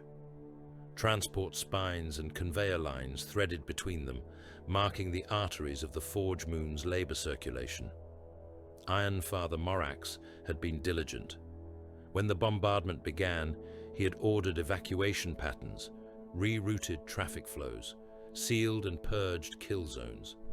Yet for all of that, there were still hives he had not had time to empty, still arcologies whose internal logic chains forbade complete cessation of labor. Those represented opportunities. "Select arcs Sigma through Omega," Karax ordered. "Civilian hab structures only. Exclude vital gun platforms, supply nodes, anything with a direct logistics impact." Red light highlighted whole stacks and sublevels across the projection, painting them as targets. Vast numbers flickered beside them, estimations of the human matter housed within. Hundreds of millions, billions, when the tallies were added together. Karax looked at those figures the way a siege engineer would look at piles of stone waiting to be turned into walls. "We will begin calibration strikes," he said. The Iron Warriors did not simply shell Cauterion cities at random. That would have been waste. They did it according to a schema, a series of carefully plotted atrocities whose purpose was not terror, but measurement. The first pattern sent shells into a ring of hab towers in one outer sector. Each tower struck in sequence at its lower third. The detonations blew out support structures, dropping the upper hives in slow motion. Whole districts tipped and toppled, one tower falling into the next, collapsing like rows of brittle teeth. Clouds of dust and pulverized flesh rolled out in a choking wave, smothering streets and lower habs. Hundreds of millions died under the falling weight of their own homes. The second pattern focused on the tops of hab stacks, shells bursting amidst the clustered landing pads and transit nodes. Shattered pads and crushed transports cascaded down the sides of the towers, shearing away external hab clusters as they went. Thousands of workers in transit pods were crushed mid-journey, their bodies mashed along with the cargo they had been ferrying. A third pattern peppered the mid-levels of another cluster, with smaller, more numerous rounds, like a flensing knife instead of a hammer. Explosions walked around the circumference of each tower, chewing through external plating, blowing out corridors and open plazas. Fire roared through exposed habs, bursting from windows in long, spitting tongues. The screams of those trapped within were lost in the thunder of fresh bombardment. From his bastion, Karax watched the Iron Hand's response. Armored relief columns surged to some impact zones within minutes. In others, they hesitated. Skitari formations shifted their marching orders to protect certain facilities, yet ignored others entirely, letting them burn, letting them fall. On one level, it was cold and logical. Protect the gun platforms and the manufactoria that fed them. Let the rest die. On another level, it was priceless information. "Mark their priorities," Karax said. "Log response times for each strike pattern. Correlate with sector output values." His mortal officers obeyed, fingers a blur on rune keys. Data poured in, processed, spat back out in fresh projections. The Iron Hands were revealing themselves with every atrocity. They were not kinder than he was. They simply killed differently. Morax's supposed compassion for his serfs, his stern sermons about proper use and correct sacrifice, had never included mercy. It showed now in the starkest possible light. When Iron Warriors breacher teams forced their way into the lower levels of one sub-hive, ripping open transit pores and flooding in with bolt fire and flame, the initial local response was swift. Skitari kill units engaged, firing in rolling volleys down corridor mouths. Macro servitors lumbered forward, heavy stubbers and chain fists chattering and roaring. The fighting churned in those cramped levels for brutal minutes, grenades and explosives turning tight junctions into meat grinders.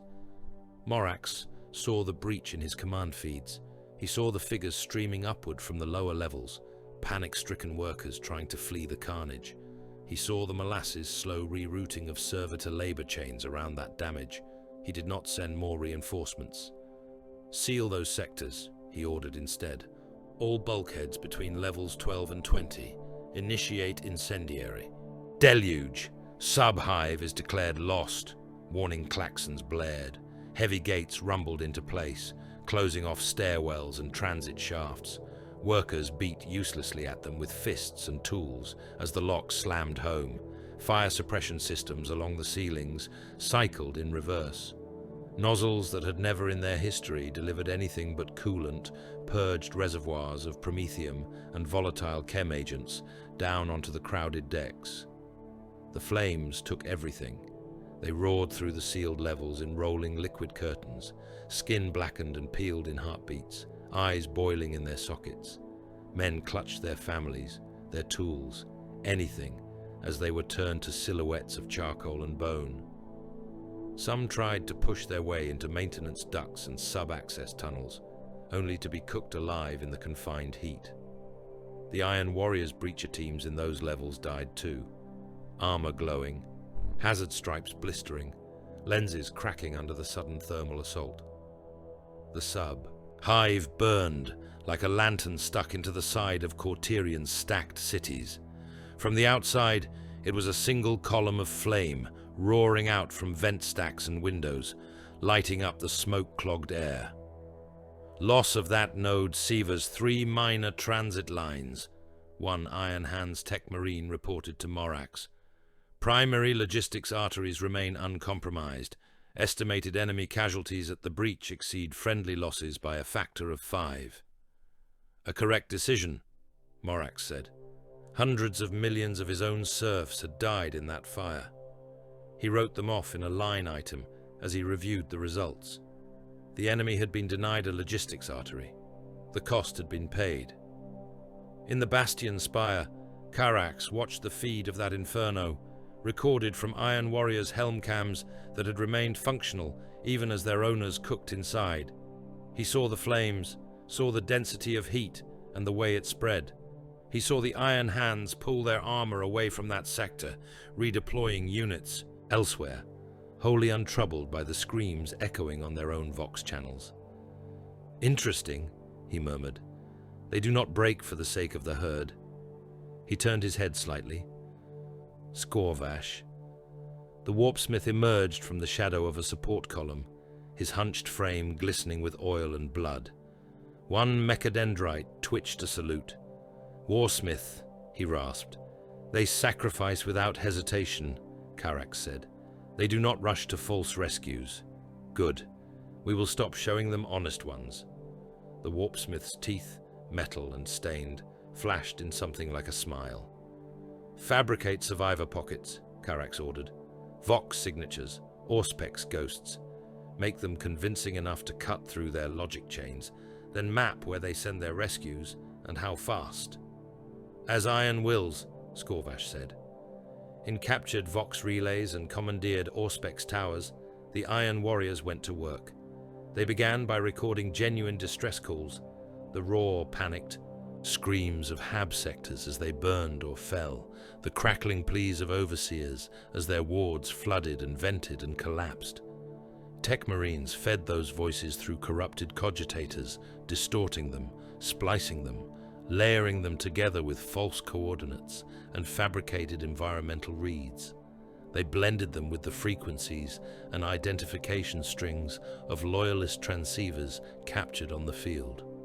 Soon, Cauterion's internal voxnet filled with cries for aid that came from places that no longer existed. Skitari units heard reports of survivor enclaves holding out in transit nodes that had been sealed and purged hours earlier. Iron Hands armor commanders received Auspex overlays that suggested pockets of loyal laborers still manning key manufactoria on the far edge of the siege, manufactoria that had in fact already been flattened. Morax and his Tech Marines recognized some of these ghosts for what they were, filtering them out. Others slipped through the nets, just enough to force decisions.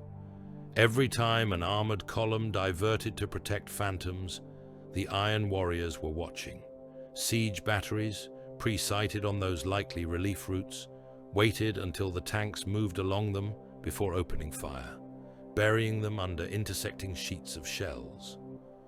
War slave cohorts were driven into those same corridors as human screens, their bodies soaking up the first wild fusillades as Iron Hands crews realized they had been misled and fought to correct their deployment. Elsewhere, Skorvash found new uses for what he had captured. Mechanicus shrines had been taken in the first rush of the assault, their defenders gunned down around their altars of steel and crystal. Once those places would have been hallowed with incense smoke and the drone of litanies, their reactor cores thumping in steady, comforting rhythms. Now they were charnel houses. Skorvash stalked through one such sanctum at the edge of Heliox 5, his claws clicking on the blood-smeared decking. Tech priests lay where they had fallen, limbs at impossible angles, mechadendrites tangled in dead machine cables. Some still twitched, their cybernetics running through meaningless motions as whatever human spark had animated them leaked away. The warpsmith did not waste them. "Cut them!" he ordered his attendant servitors and Iron Warriors adepts. "Keep them breathing if you can. They will sing for us." The flensing began. Flesh, where it existed, was peeled back from bone and metal. Limbs were stripped away. Eyes were plucked out and replaced with sockets full of needle probes that fed directly into the shrine's reactors and cogitator stacks. Skulls were sawn open to expose the wet machinery inside, into which Skorvash's tools burrowed like parasitic worms, stitching in new wires and rune-etched chips. The reactors themselves were rewired. Where once they had channeled power in orderly flows, they now pulsed with corrupted instructions.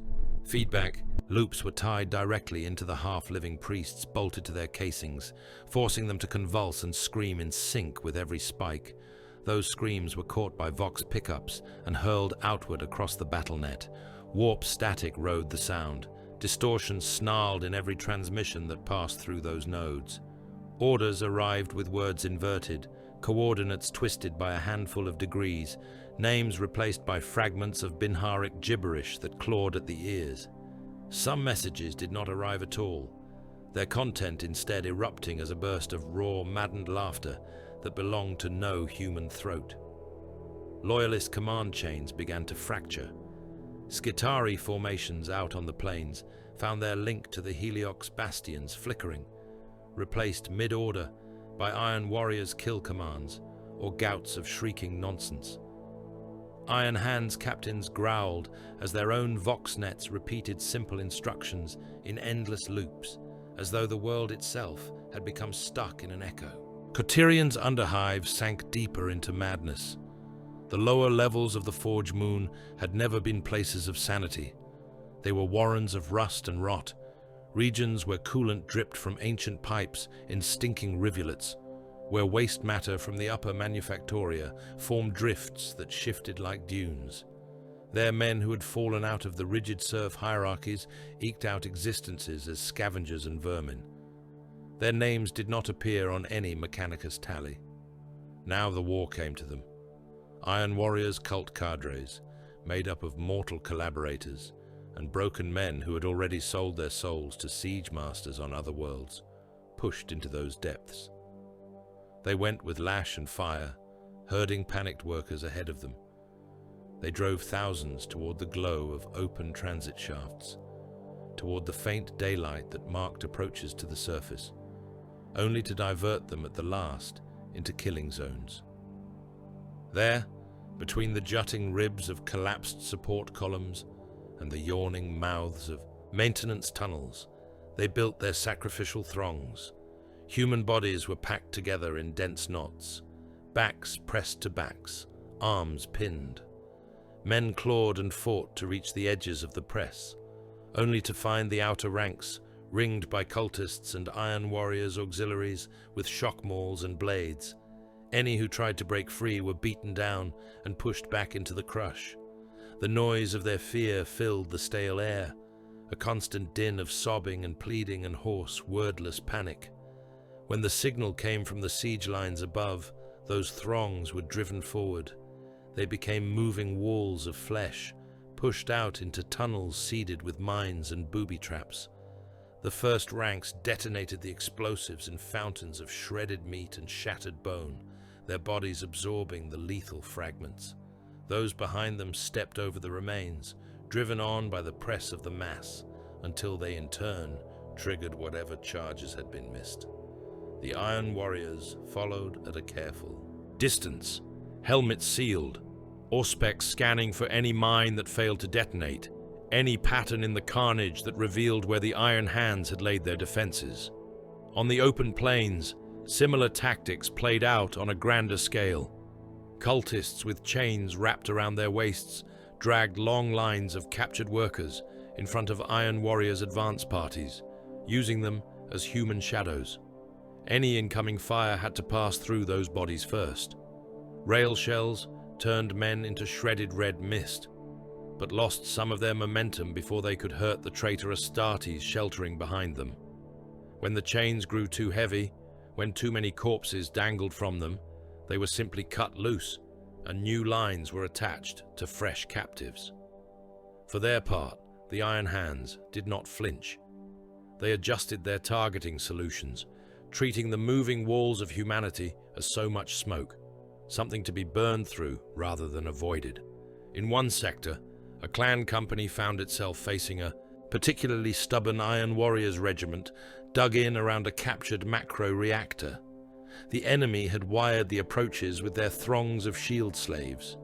Any direct assault would mean wading through thousands of bodies under overlapping fire. The Iron Hands captain reviewed the situation for the space of a few heartbeats. Then he voxed the reactor's control cogitators. "Detonation," he said. All safety overrides cancelled. Technicians deep within the reactor's core tried to protest. Their voices were cut off as their panels flashed with urgent warnings. Containment fields collapsed. Fuel rods were driven beyond tolerance. Within moments, the core went critical. The explosion tore Heliox's flank open. A sun was born beneath the clustered towers and bastions, a flash of light so bright that it carved stark shadows into the ash plains. The reactor tore itself apart, spewing molten metal and radioactive fire in every direction. The Iron Warriors regiment dug in. Around it vanished in the first instant, their trenches filled with incandescent slag. Their demon engines were reduced to twisted, twitching skeletons of warped metal. The shield throngs, the war slaves, the panic-driven workers were simply erased, their matter ripped apart and scattered as glowing vapor. 3 attached regiments of Imperial Guard, positioned closer to the blast than their Iron Hands overseers, died with them. Their tanks boiled where they sat, armor plates sloughing off in streams. Their crews became streaks of ash on the walls of their own vehicles. Infantry ranks simply stopped existing in the middle of marching steps. The Iron Hands clan company on the ridge above weathered the blast behind layered void shields and reinforced bunkers. Some lost outer plating, ceramite flaking away like dead skin, but their casualties were minimal. The captain logged the sacrifice of the guardsmen in his after-action report. "Acceptable steel weight," he wrote. "Enemy yo. Regiment eliminated. Approaches scoured. Objective secure." On the Iron Warriors' side, the scale of the killing began to push at the edges of some mortal minds. Officers who had served through long sieges on lesser worlds, who had held together while cities burned and millions died, began to twitch when new casualty reports came in, to flinch when fresh atrocity patterns were proposed. They were loyal. They were devoted to the warsmith's genius, but somewhere beneath the chemical conditioning and the fear, a human animal still lived. And that animal did not understand a world where 1 billion lives could be thrown away just to see which road an Iron Hands tank column would choose next. One such officer, a junior fire control commander named Selvan, let that weakness show. He hesitated when the order came to shift a barrage from an empty stretch of ash plain to a densely populated hab flank. He asked quietly if there might not be a more efficient application. That moment of doubt introduced a fractional delay. It allowed an Iron Hands mechanized company to cross a bridge that should already have been falling, to bring its guns to bear on an Iron Warriors artillery park that should have been protected by incoming shell fire. Later, when the wreckage was cooled and the casualty lists compiled, Carax had Selvin dragged to the bastion spire. The mortal knelt on the gallery floor, armor scuffed, face pale under the grime and blood. His hands were bound behind him in heavy iron. He kept his eyes low. The warsmith regarded him with the same expression he used for scanning readouts. "You introduced noise into my equation," Carax said. "You weakened the line for the sake of a feeling. You will not do so again." Selvin swallowed. "I will not, warsmith," he began, voice cracking. I can correct. You misunderstand," Carax said. He gestured to Scorvash. The warpsmith's mechadendrites coiled like striking serpents, lashing out to seize Selvin by limbs and collar. The mortal screamed as he was hoisted into the air, the metal clamps biting into flesh, breaking bones.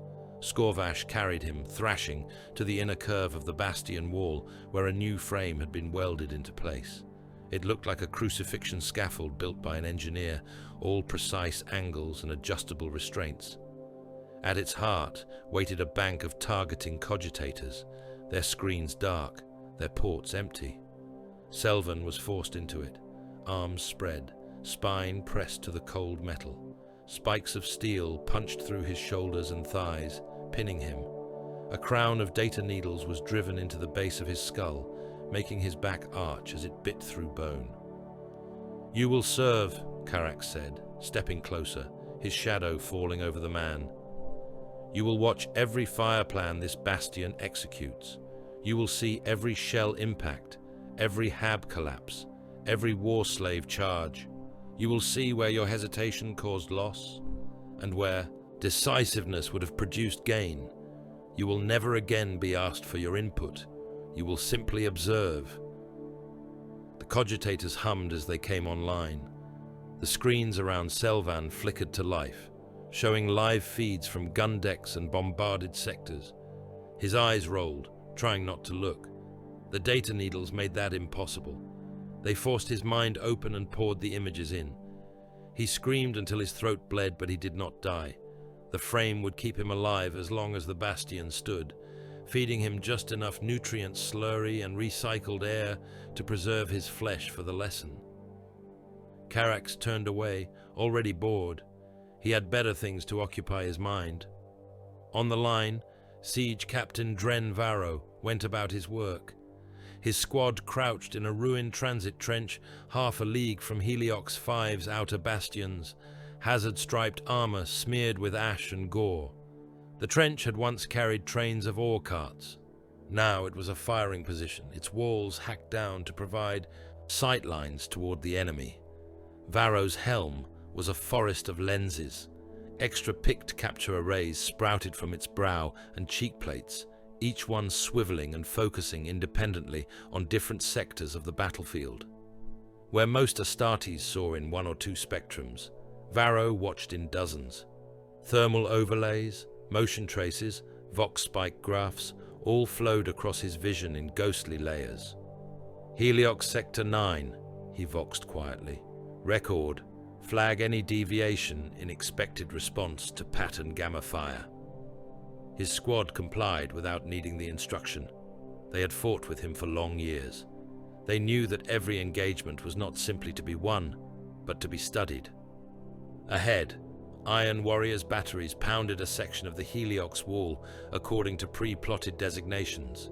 If you're enjoying the video, be sure to like, comment, and subscribe. The shell bursts walked along the parapet in a zigzag that Carax's calculations had suggested would produce a particular loyalty response. Varro watched as Iron Hands and Skitari on the wall scurried to plug the gaps as reserves shifted from one murder hole to another. "Noted," he said, as a fresh clan emblem appeared where he had expected a servitor cluster.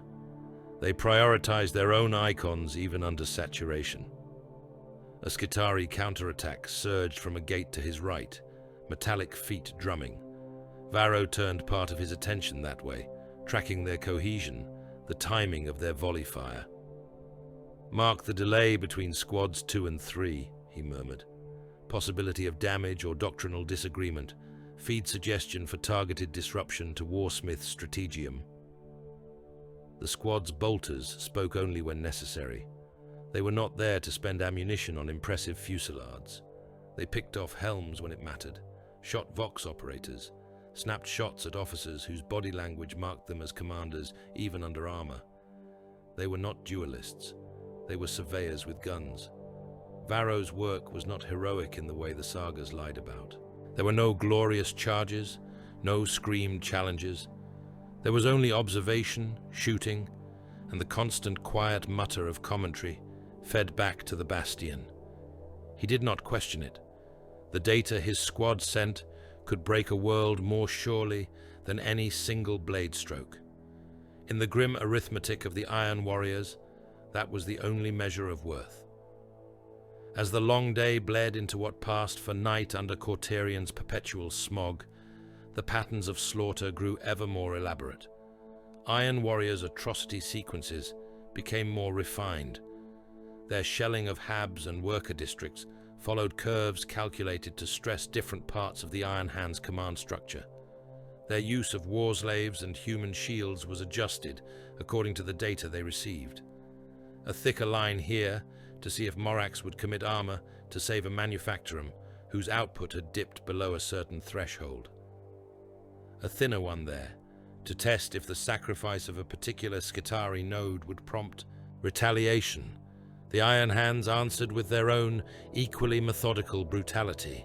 When a shield line of captives protected a key Iron Warrior's gun nest, they did not hesitate to saturate the entire position with phosphor and radfire, boiling flesh away to expose the metal beneath.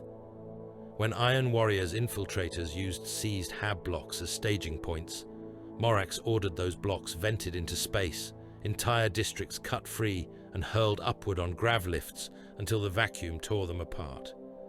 Neither side burned because of anger. Neither side slaughtered for pleasure, though there were those in their ranks who took pleasure in it. The decisions that shaped Cauterion's death were made in quiet command chambers, over matrices of numbers and projected curves.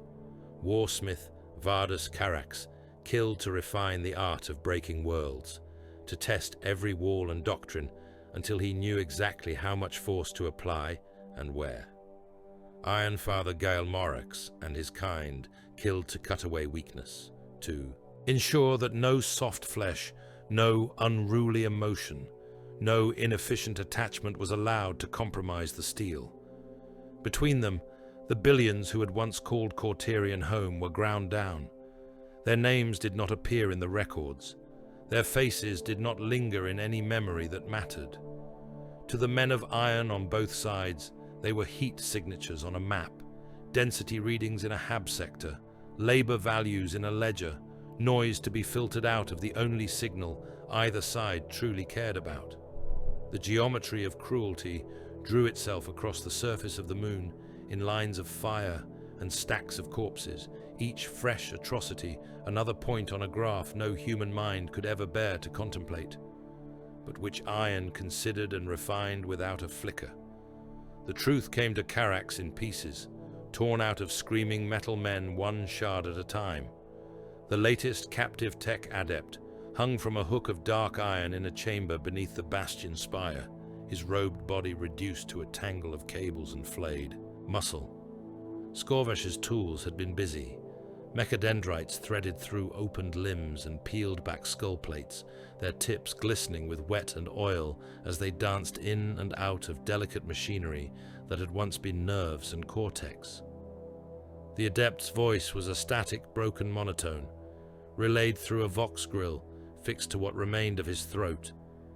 Each word came only when Skorvash adjusted the current, arcing through his exposed nervous system, forcing signals to travel along ravaged routes. Designation, Theta, 9, the adept choked. Primary data, Forge, Vault, Complex, Crown, Asset, Located, Beneath, Layer 7, Tectonic, Reinforcement. Carax watched from the shadows, arms folded across his chest, helm lenses cold. Again, Skorvash rasped, twisting one tool. The adept convulsed, augmetic fingers clenching and unclenching. Theta 9, he repeated, louder this time. Vault complex, Medusan carapace, core, standard, template, construct, fragment and primary, all else, contingency, all else, decoys. The words hung in the stale air, rippling Carax's thoughts in a way that even the worst battlefield carnage could not. So, he murmured, there it is. He stepped closer, looming over the mutilated tech priest. The Medusan carapace, he said. Tell me. Skorvash dug deeper, dragging fresh pain out of the adept's torn nerves. Information oozed with the blood. Cauterion 9 security protocols, the layered vaults, the power routing lattices that fed a singular chamber deep under the crust. Words like self-adaptive plate, battlefield learning patterns, multi-vector redundancy, fragments only, each one an echo of rituals and forbidden data the adept had never been meant to voice. Enough for Carax to see the shape of the thing behind the war. He left the torture chamber without a word, climbing the iron throat of the bastion spire back to the strategium. There, the world waited for him in light. Hololiths spun and shifted as he approached, reacting to his presence. Cauterion unfolded beneath his gaze, its scarred plains and bastions and smoking cities rendered in blood-red outline. Siege lines scarred the surface like fresh knives. Kill zones glowed where previous atrocities had burned themselves into the readings. Above it all, data tags hung like flies, marking units, impacts, void shield fluctuations. Show me the vault complexes, Carax said. The projection zoomed, sank, peeled away layers of rock and steel. Cauterion's crust became a stack of slices, each marked with names and designations. Data vaults appeared as hard nodes embedded in the strata, each one encased in a web of power conduits and armor bands. Most pulsed with steady, even light.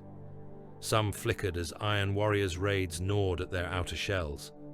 One, buried deeper than the rest, blazed like a star. Theta 9, the hololithic tag above it, expanded at Carax's silent command, spilling details into the air. Power draw, void shield overlap, seismic reinforcement. Tectonic anchors sunk like nails into the living rock. Medusan carapace, he said quietly. Knowing the name of the thing changed the entire shape of the war. Up until this moment, Cauterion had been an equation of fortifications and output, of guns and shields and cities. Valuable, yes. A forge moon broken from the Imperium's hand was always a prize. But the way the Iron Hands had bled for this world, the way they had burned their own and embraced sacrifice with such calculated fervor, had hinted at something more. Now he saw it. They are not dying for ground, Carax said, more to himself than to any of the officers nearby. They are dying for time. The Iron Hands were not fighting to hold Cauterion. They were fighting to run out a clock he had not yet been able to read. Every sealed hab, every purged subhive, every guardsman regiment, written off as acceptable steel weight, had been a delay, a slowing of the inevitable breach, all to give the Mechanicus and their Iron Fathers time to carve their god weapon free. He studied the power rooting around Theta 9, the void shield schema that extended not around cities now, but down, wrapping the vault complex in cocoon layers that had nothing to do with surface defense. The seismic anchors that, if detonated, could drop entire plates of the crust into magma around the vault. They will not allow us to take it intact, Carax said. Not willingly. Then we break their willingness, Skorvash's vox growled from a nearby balcony. The warpsmith had followed him up, fresh blood still drying on his mechadendrites. We peel their data sanctums open and take what we want. Carax shook his head. No, he said. If we scatter our efforts, we gain fragments at best. They intend to do the same. Partition the pattern, send shards along a dozen different escape routes.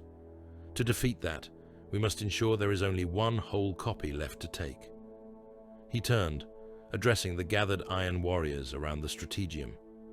We will strike at every vault, except Theta 9, he said, not to seize them, but to spoil them.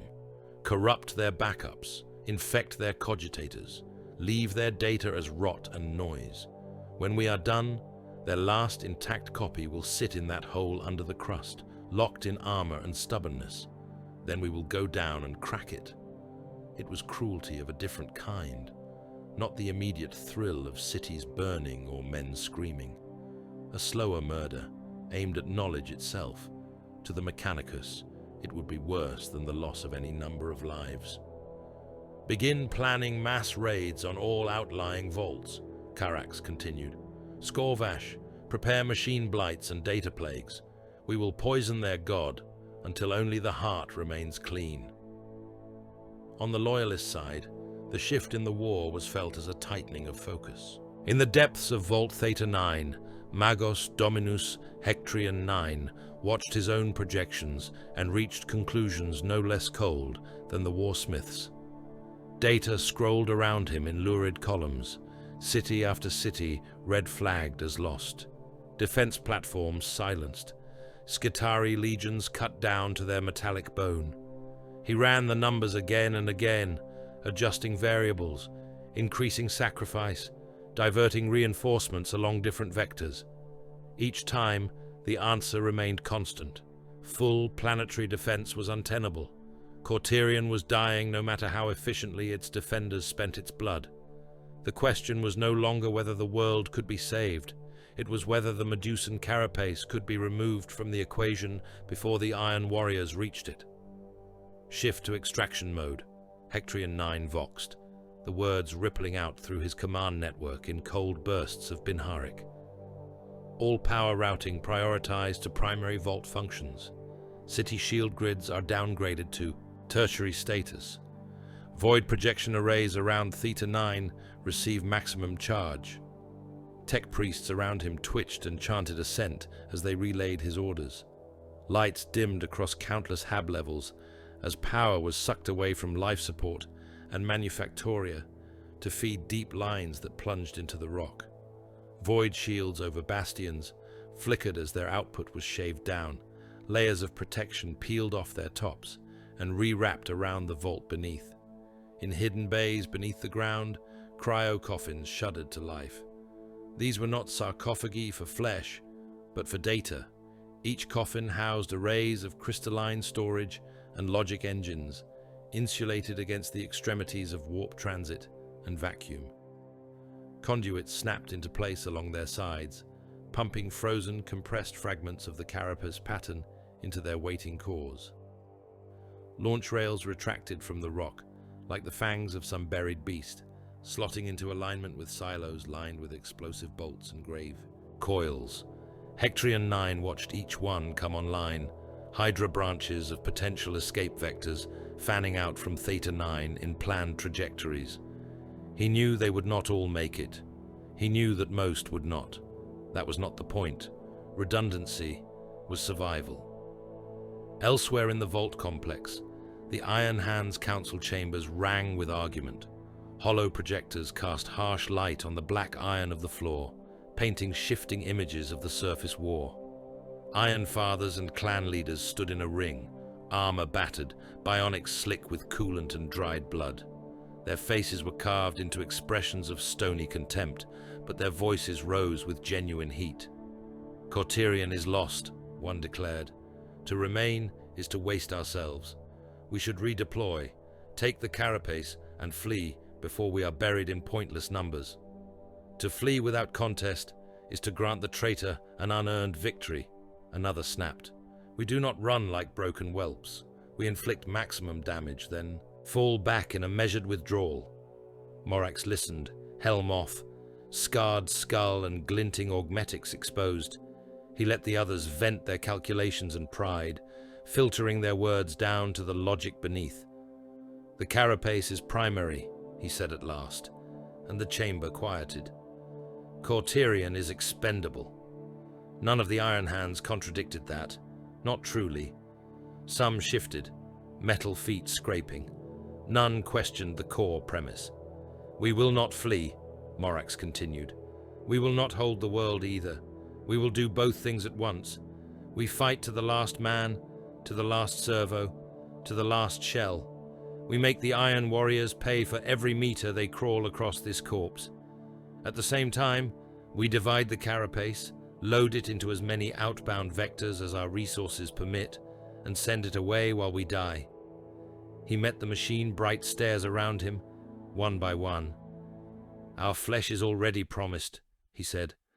"This is merely the order in which it will be used." Agreement rolled around the circle, some voiced, some communicated in curt Binharic bursts. Above them, the Iron Warriors' raids on the lesser vaults began.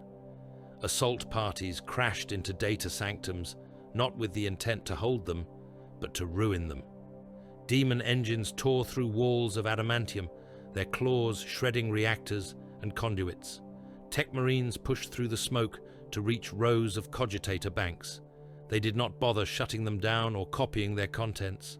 Instead, they tore out holy cores and rammed in corrupted logic crystals, seeding sacred systems with plague code that would spread through the Mechanicus network faster than fire. Holograms of the carapace pattern in those vaults twisted. Lines of pure geometry drifted, fractured, recombined into gibberish. Security wards that had been pristine for centuries became snarled, endless loops. Attempts to access backups returned only strings of nonsense, screaming machine tongues that drove lesser adepts to nose. Bleeding seizures. By the time Hectrian 9 realized what was happening, more than half of Cauterion's secondary data centers were already compromised. Their versions of the carapace pattern were lost, drowned in intentional corruption. The primary vault beneath Theta 9 became not merely the strongest bastion, it became the last clean well. The Iron Warriors came for it. The approach to Vault Complex Theta 9 was marked by the basilica that bore its name, an expanse of gun towers and shrine spires spread across a continent of industry. Once, it had been a place of pilgrimage for those who cared about such things, where tech priests chanted litanies beneath frescoes of ancient engines, and pilgrims watched titans stride past on their way to war. Now it was the center of a clash, fit to break gods. Loyalist titans strode before the basilica gates in lockstep, their great machine feet sinking deep into slag and bodies. Each was a walking mountain of steel braced with prayer. Banners hung from their armored flanks, bearing sigils of Medusa and iron hands wrapped around broken skulls. Their heads, crowned with sensor arrays and cannon, turned as one as they tracked targets beyond the haze. At their heels rumbled Iron Hands armor, Predator and Land Raider hulls, black and silver, engines growling, guns tracking. Skitari maniples marched in tight phalanxes between the Titans' legs, their smaller bodies eclipsed by the god machines, but no less remorseless. Opposite them, the Chaos God engines came. Iron Warriors' allied legions had answered Carax's summons. Their Titans were festooned with chains and demonic sigils, their armor scarred and warped. Where Loyalist machines sang soft hymns to the Omnissiah in subsonic hum, these things muttered guttural prayers to darker patrons. Their void shields flickered with colors that hurt mortal eyes. Where the light caught their plating, faces seemed to bulge for a heartbeat and then sink back, as if something inside the steel strained to push its way out. They waded through oceans of molten slag and corpse drifts, utterly indifferent to what lay underfoot. Each step crushed 100 bodies, reduced to red smear and bone grit by the sheer mass. Their guns boomed, cannons that fired shells the size of hab blocks, plasma projectors that vomited white suns. The clash when the two lines met shook the crust. Titans exchanged fire across kilometers. Bolts of plasma screamed from Loyalist weapon mounts, hammering into corrupted armor. Void shields flared incandescent, overloaded, collapsed. Carapace mounted missile racks belched storms of warheads that streaked through the muck-filled sky, trailing fire. Some detonated against active fields. Others struck home, tearing gaping wounds in towered shoulders and hip joints. One loyalist warlord engine took a full broadside from a Chaos Reaver, its shields already weakened. The impact ripped its right arm free at the shoulder, the volcano cannon tumbling away like a dropped toy. The loss made the Titan stagger, its leg servos screeching. Its princeps fought to stabilize, to bring its remaining guns to bear. He succeeded long enough to fire a final salvo that cored the enemy Reaver's torso, boiling demonic ichor and machine fluid in a single glorious fountain. Both engines toppled, crashing into the earth in a slow, terrible ballet, crushing scores of lesser warriors beneath them. All around, lesser combatants died like insects under their shadows. Carax committed his best to the press. Siege Terminator cadres, drawn from the oldest and most brutal warriors in his warband, teleported into the fringe of the Basilica's void shield envelope in spear thrusts of energy. They arrived wreathed in crackling discharge, boots slamming into decks of sacred adamantium. Storm bolters roared, combi weapons spat gouts of melter and plasma. Chain fists and power hammers swung in arcs that pulped the first defenders to reach them. The Basilica's layered defenses were designed to withstand orbital bombardment and traitor legions alike. Void shields overlapped in nested shells. Plasma curtain walls rose like pillars of crackling light, burning anything that tried to cross between them. Grav traps and proximity mines filled the killing grounds between bastions. The Terminators went forward regardless. They advanced through choking fire, armor glowing, hazard stripes blackening. Plasma lightning crawled across their plates, arcing between studs and skulls, seeking entry points.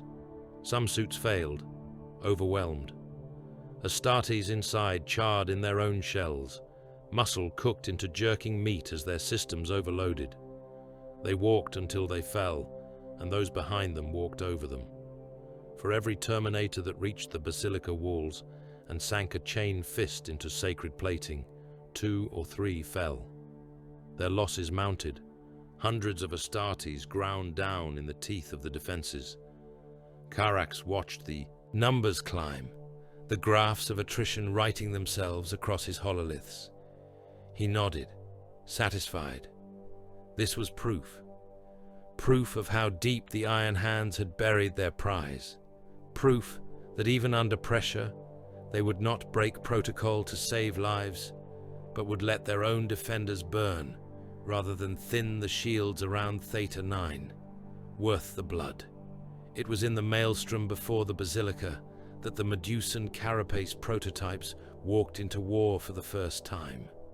They came as Iron Hands veterans and tech marines, set apart from their kin by the armor that wrapped their bodies. At a glance, it was only plate, black ceramite, and silver trim. Look longer, and wrongness revealed itself. The plates did not sit still. Their surfaces rippled with micro-movements, facets shifting to change angles and reflections, redirecting incoming fire along new paths. When a bolter shell hit, the armor around the impact seemed to harden and thicken in that instant, layers sliding over one another. Shrapnel skittered away along channels that had not been there a heartbeat before. Heat washed across the surface, and the plate vented it, tiny ports irising open to bleed steam before sealing flush again. A Lascanon beam struck one warrior full in the chest, burning a glowing line deep into the plate. For a moment, molten metal glowed. Then the armor around the wound flexed. Filaments extruded, knitting across the gap, cooling and hardening, leaving only a faint discolored scar. The warrior barely broke stride. Under that living shell, interfaces drilled directly into the Astartes' flesh, feeding them data, adjusting their movements. The carapace learned. Each engagement, each angle of attack, each vector of force applied, all were recorded and fed back into its substructure. It updated itself as it fought, reconfiguring weak points, strengthening stressed joints, altering its own balance. From the Iron Warrior's lines, it was a blasphemy in motion, Scorvash saw one of the carapace-clad tech marines stalk through an artillery crater, shrugging off a direct hit from a siege cannon. The impact that should have caved in a regular breastplate instead made the armor flow, spreading the force across a wider area, venting the excess through an eruption of steam. The tech marine staggered, then recovered, raising a converted grav weapon and collapsing an entire bunker into a screaming sinkhole.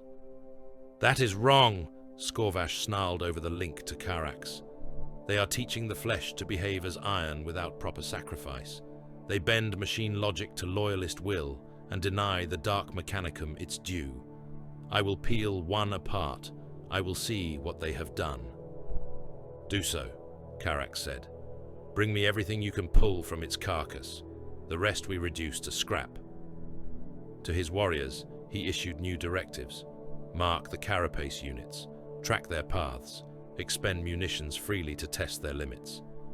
If one faltered, if its rolling adaptive logic misstepped even for a second, converge all guns and hammer the weakness before it could compensate.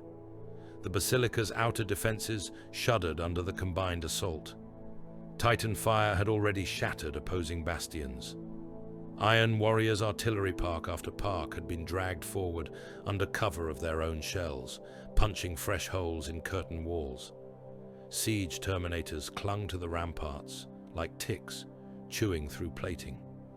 Warpsmiths clambered behind them, slapping corrupted sigils onto shield pylons, infecting the void grids with demonic rot. Gradually, inevitably, the outer bastions of Vault Complex Theta 9 began to crack. What had once been perfect geometries of defense, laid down according to millennia of Mechanicus doctrine, became jagged and irregular under the Iron Warriors' relentless pressure. Shield overlaps failed as pylons overloaded and blew, leaving gaps that Carax's gunners were swift to exploit. Curtain walls sagged where repeated impacts had deformed their structural lattices. Reports flooded into Hectorion 9's sanctum, bastion after bastion red-lined, outer layers compromised, time dwindling. He did not panic. Panic was a mammalian indulgence that had been excised long ago. "Begin physical decoupling of the core," he ordered. "Initiate plate severance protocols. Tectonic anchor release on my mark." The Medusan carapace primary vault was not simply a chamber in the rock. It was a reinforced node built directly into the planetary crust, locked in place by engines that gripped the surrounding stone. To extract it whole would require unhooking it from that bedrock and lifting it clear like a tooth from infected gum. Automated systems deep beneath Theta 9 responded to his command. Vast machines that had not moved since their installation stirred. Cutting fields powered up, ready to burn through stone. Grav projectors hummed. Anchor lines, thick as Titan's legs, began to retract with aching slowness from the crust.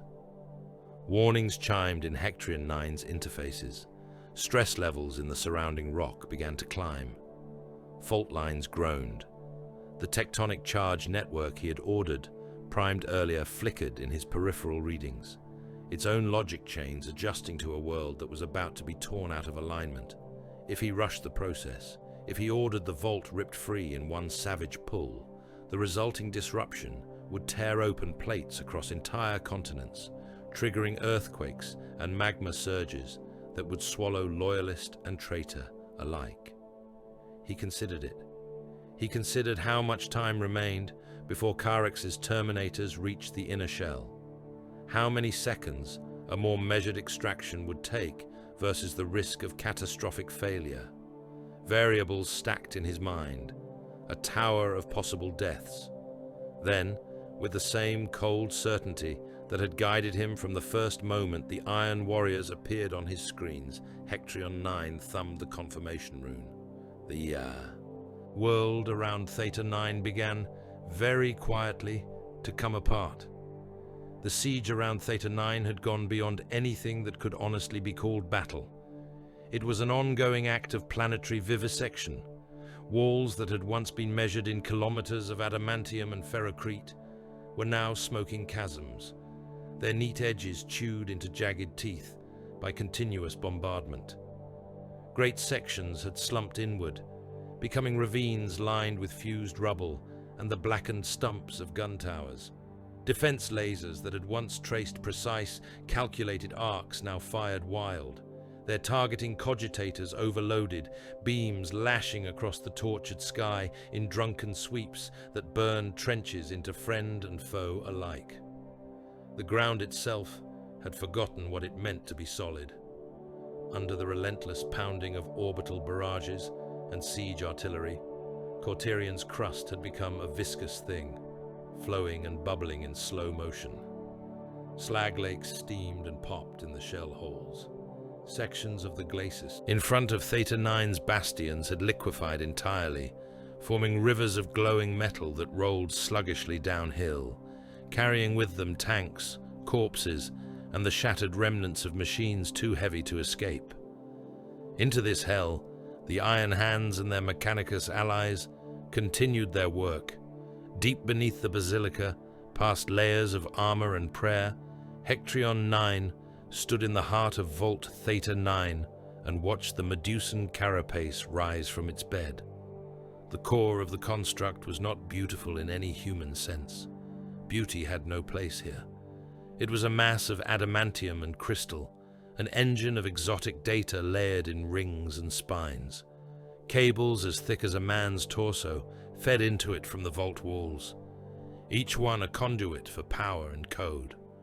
Prayer circuits webbed its surface, thousands of tiny sigil-etched plates that spoke to the machine spirit within in an endless whisper of sanctioned rites. As the grav clamps disengaged, a deep vibration ran through the floor.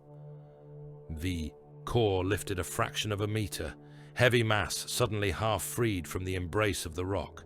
The cables flexed and tightened, straining. Iron Hands tech marines moved in synchrony around it, their movements so well drilled that they might have been actuators on the heart engine itself. Servo arms rose and fell, cutting certain lines, splicing others into place. Heavy grav harnesses, already anchored to the underside of the core cradle, hummed as they took the weight. "Lift!" Cauterion 9 voxed, his voice a dry machine rasp. The grav platform whined, then steadied. The Medusan carapace core rose another meter, then another, trailing severed conduits like severed nerves. Coolant fog spilled from ruptured lines, wreathing the lower half of the engine in ghostlight. The Magos watched a dozen data feeds at once. Power draw, structural strain on the lifting frame, integrity of the prayer circuits, seismic response in the surrounding crust. Each line of information slotted into place in his thoughts, forming a lattice that guided his next command. "Begin transit to Silo Epsilon," he ordered. The grav platform moved, slowly but steadily, bearing the carapace core along a track toward a hidden passage cut into the far wall of the vault. Heavy doors hissed open before it, revealing a downward-sloping tunnel lined with reinforcement ribs and grav guide rails. Beyond lay the concealed launch silo, the vertical throat through which the Medusan cipher arc would one day be spat into the sky. That day had become now. While machine and machine man labored below, Iron Father Gael Morax stood in a command gallery higher in the Basilica complex and made the choice that would define his side of the war. The hololithic representation of the approaches to Theta 9 sprawled before him, a shifting blood-red map of trenches, bastions, and killing grounds. Green icons marked Iron Hands and Skitari positions. Iron red marked the Iron Warriors. Those enemy symbols had seeped across the map like a spreading stain. Already they clung to the outer walls of the basilica in places, clusters of infection. Around Morax stood the lords of 3 clan companies. Their armor was black and silver, battered and seared. Bionics gleamed in the hololith's light. Each carried the scars of this campaign on his plate and in the parts of his flesh that remained. Clan Garrus, Clan Vortan, Clan Dakin, Morak said, naming them one by one. His voice was flat, filtered through helm vox, stripped of anything as wasteful as preamble. You will be expendable iron. None of the three flinched. One inclined his helm slightly, as if at a commendation. We will hold Theta 9, Morax continued. You will not withdraw. You will not seek reinforcement. You will remain on the outer approaches until the last of you is cut down or detonates. The enemy will not reach the inner vault while you still exist in any form that can impede them. Understood, replied the clan Garrus Ironfather. We are already dead. This is simply the designation. Morox inclined his own head in the smallest nod. The Medusan carapace core is in motion, he said. Every moment you hold buys it another fraction of distance. That is your purpose. There is no greater one. They took the order as iron hands were meant to take such things, as a fact, as immutable as gravity. No one asked for the numbers behind the decision. No one requested a reconsideration. They had trusted the calculations that had brought them here. They would trust this one. Expendable iron deployed to their stations. On the battered approaches to Theta 9, squads from those three clans took up positions in ruined bastions, in craters, behind makeshift bulwarks of wrecked tanks and fused bodies. Their armor was already scorched. Their bionics had already been tested to breaking. They did not chant or pray. They simply set their feet, checked their weapons, and watched the horizon. Iron Warriors' artillery walked toward them in howling salvos. Siege cannon shells punched down, tearing chunks from the walls and the ground. Demon engines howled as they advanced, battle cannons booming, claws flailing. Mortars and missiles from both sides arced overhead, trailing fire. Squad Ferren of Clan Vortan stood their ground on a broken causeway that had once carried tank columns toward the outer walls. Half the span had collapsed into a molten ravine. The remaining length served as a bottleneck. The Iron Warriors wanted it cleared to roll their armor up to the basilica. That meant it had to be held. The first barrage took the left arm from Ferren himself, a direct hit that chewed away the pauldron and most of the limb beneath it. Shrapnel peppered his chest and helm. Warning runes flared across his vision, marking damage to his hydraulics and power systems. He acknowledged them, locked his stance, and continued to fire his plasma gun with his remaining hand. Another shell detonated nearby, tearing one squad brother apart from the waist down. The upper half of the Astartes landed beside Ferren, bolter still clutched in gauntleted hands. The spasming torso fired wildly for a few moments, then steadied as combat protocols overrode the dying brain's chaos. Even as his lifeblood pumped out in thick, dark arcs, the bisected warrior kept firing controlled bursts into the advancing haze. One by one, the members of the squad were reduced in similar fashion. Limbs went.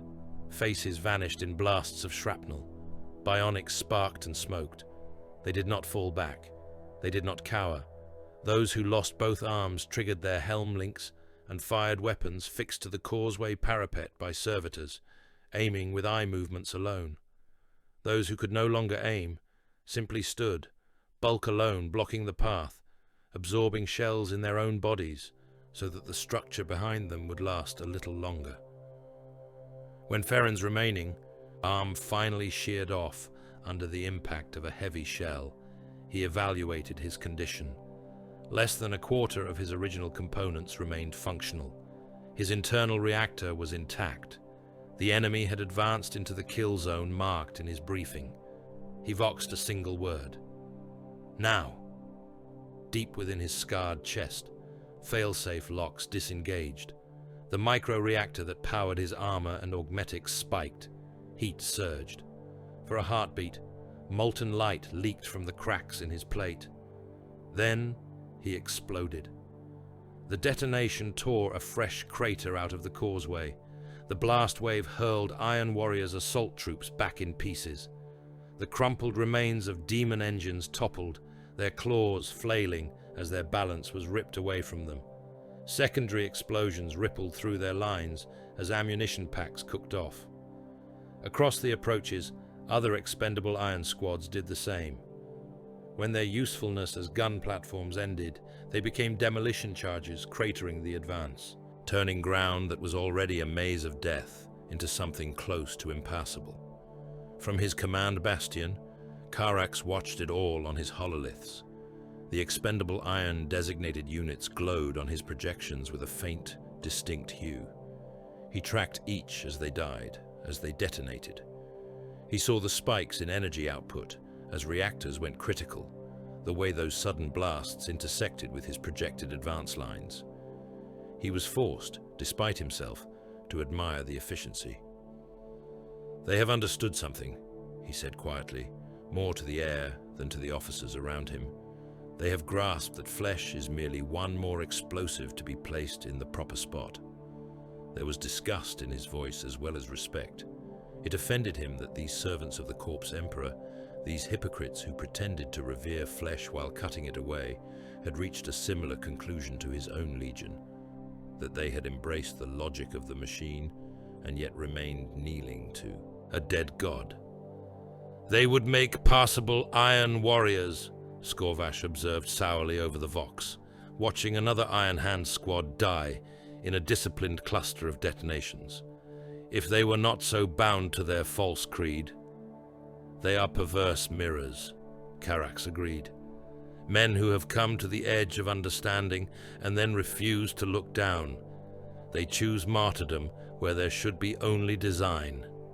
He shook his head, dismissing the irritation as irrelevant. "Whatever else they are, they will break," he said. "All things do, given sufficient pressure." Skorvash shifted, mechadendrites twitching eagerly. "Allow me to call on greater aid," the warpsmith hissed. "The warp roils around this world. The screams and the blood have thinned the veil. I can drag more power through. We could tear Theta 9 open with demonic claws and save ourselves time and blood." Karax's lenses turned toward him. For a moment, the warsmith said nothing. Then he spoke, with a quiet finality that carried more weight than any shout. "No!" Skorvash stiffened, surprised. "We will not hand this victory to whim," Karax said. "We will not risk our work on the tempers of entities that do not understand calculation. The Iron Hands have built their last redoubt according to doctrine and mathematics. We will unmake it the same way. Iron against iron, logic against logic. The warp will feast on the aftermath regardless." Skorvash's claws flexed, but he bowed his head. "As iron wills," he said. "So it is," Karax replied. Instead of calling storms and demons to his side, the warsmith ordered more mundane monsters to be brought to bear. Beneath the siege lines, infernal drilling engines awoke. They were colossal machines, once designed in the distant past to bore transit tunnels through stable rock. The Iron Warriors had long ago corrupted them into weapons. Their augers had been replaced with warp-touch sensors. Their cutting heads were rings of diamond-toothed wheels and vibrofield generators, capable of chewing through bedrock and armor alike. Now those engines screamed into motion under the command of warpsmith overseers. Their massive drill heads began to spin, building to a high-pitched whine that set teeth on edge. They rolled forward on heavy tracks toward the ground beneath Theta 9's inner bastions, then plunged down, chewing their way into the earth. As they descended, the temperature rose. Rock gave way to hotter layers. Magma veins glowed beyond the tunnel walls, casting hellish light over the sweating faces of the mortal crewmen crammed into the machine's belly. Keeping the drill spirits docile and aligned required sacrifice. At regular intervals, as warning runes flickered across the control banks, overseers selected crewmen from the crowded decks and fed them into the machine's bowels. Screaming men were pushed into sacrificial hoppers, their bodies ground into slurry by secondary blades and poured directly onto the spinning drill spindle. Blood steamed and bones shattered under the pressure, the resulting paste sealing micro-fissures and mingling with the oil that lubricated the cutting heads. The bound demons in the drills drank that offering through iron mouths, their rage smoothed for a time into something like focus. The engines bored onward, tunneling toward the foundations of Theta 9, toward reinforcement spars that had been meant to withstand tectonic shifts, not the gnawing of possessed machinery. Above, the Iron Hands continued to throw themselves into counterattacks. Their assaults were, in tactical terms, exemplary. Armored spearheads slammed out from secondary gates, timing their advances to coincide with lulls in incoming fire. Foot-slogging Astartes ran alongside their tanks, bolters barking in perfect volleys. Scitari flanked, whenever possible, their litanies crackling over Vox. One such counter-assault surged from a newly blasted breach in an inner wall, led by a carapace-clad Iron Father who wielded a thunder hammer that glowed with caged lightning.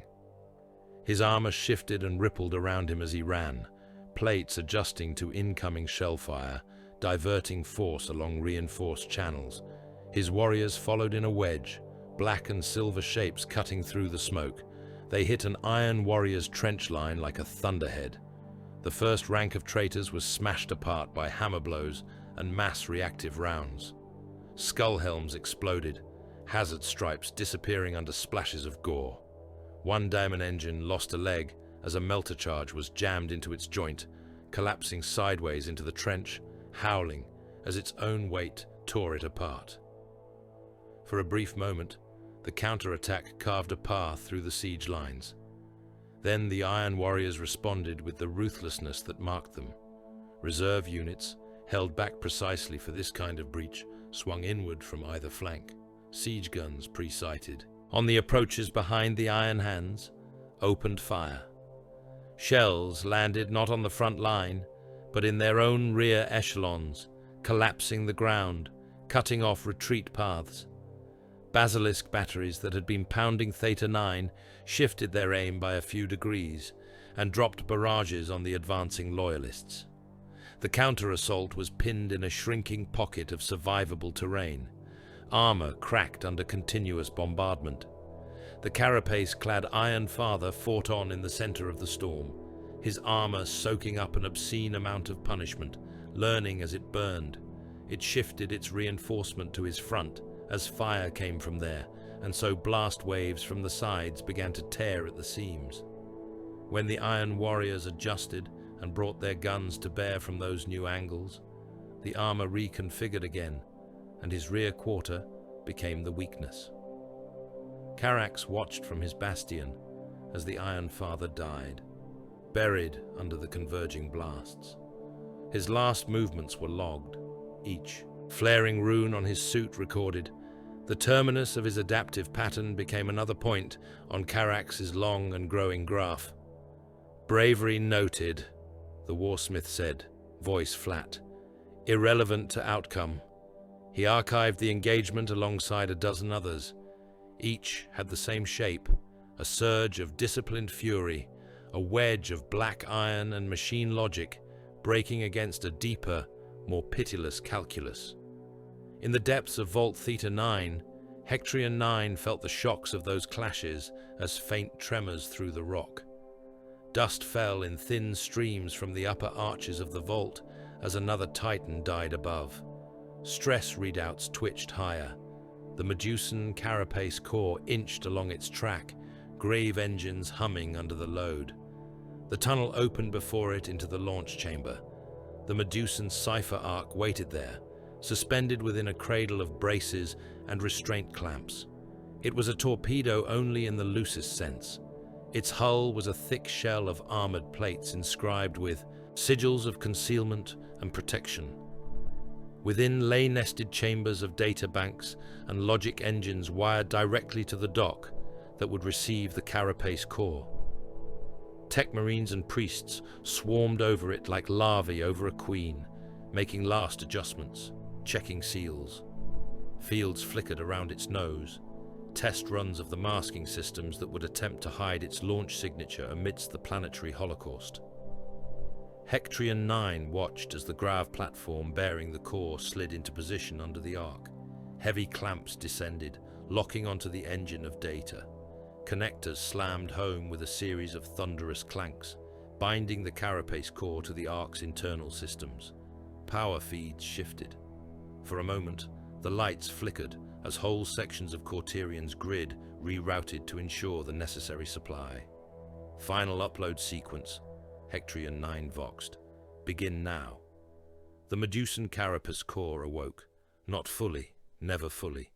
The wards around it forbade that, but thought stirred within its depths as data pathways opened. Fragments of itself that had been scattered across Cauterion in earlier partitioning cycles now flowed back along encrypted channels, reassembling as best they could. Holes remained where Iron Warrior's corruption had burned out entire segments. The core compensated by reprioritizing what logic it still possessed, knitting itself around the gaps. Streams of compiled pattern poured into the Cypher Ark's receptive systems. Lenses within the core spun and adjusted, collating. Hectorion 9 monitored the progress, watching percentage tallies tick upward in his mind's eye, never allowing himself the indulgence of hope, but recognizing, somewhere in the depths of his cogitator-laced consciousness, a faint approximation of grim satisfaction. Above him, the world howled. The last layers of Theta 9's outer casing finally gave way under the Iron Warrior's siege. Siege guns that had been battering the same stretches of wall for days found purchase in weak points opened by earlier impacts. Whole blocks of armored plating tore free, tumbling inward. Void generator housings ruptured, their fields collapsing in showers of burning light. Demon engines hurled themselves into the breaches, claws digging into the exposed metal as they dragged their bulk upward. Breaching charges, placed by siege terminators who had fought their way to the footings of inner bastions, detonated in synchronized waves. The carefully calculated sequence sent resonant shock waves through the structure, snapping reinforcement spars in a pattern intended to shatter the shell rather than merely crack it. The last shell of Theta 9's armor failed with a sound like a dying god. Karax felt it in the soles of his boots more than he heard it, a subterranean groan that rippled up through the bastion. His hololiths flared with new data.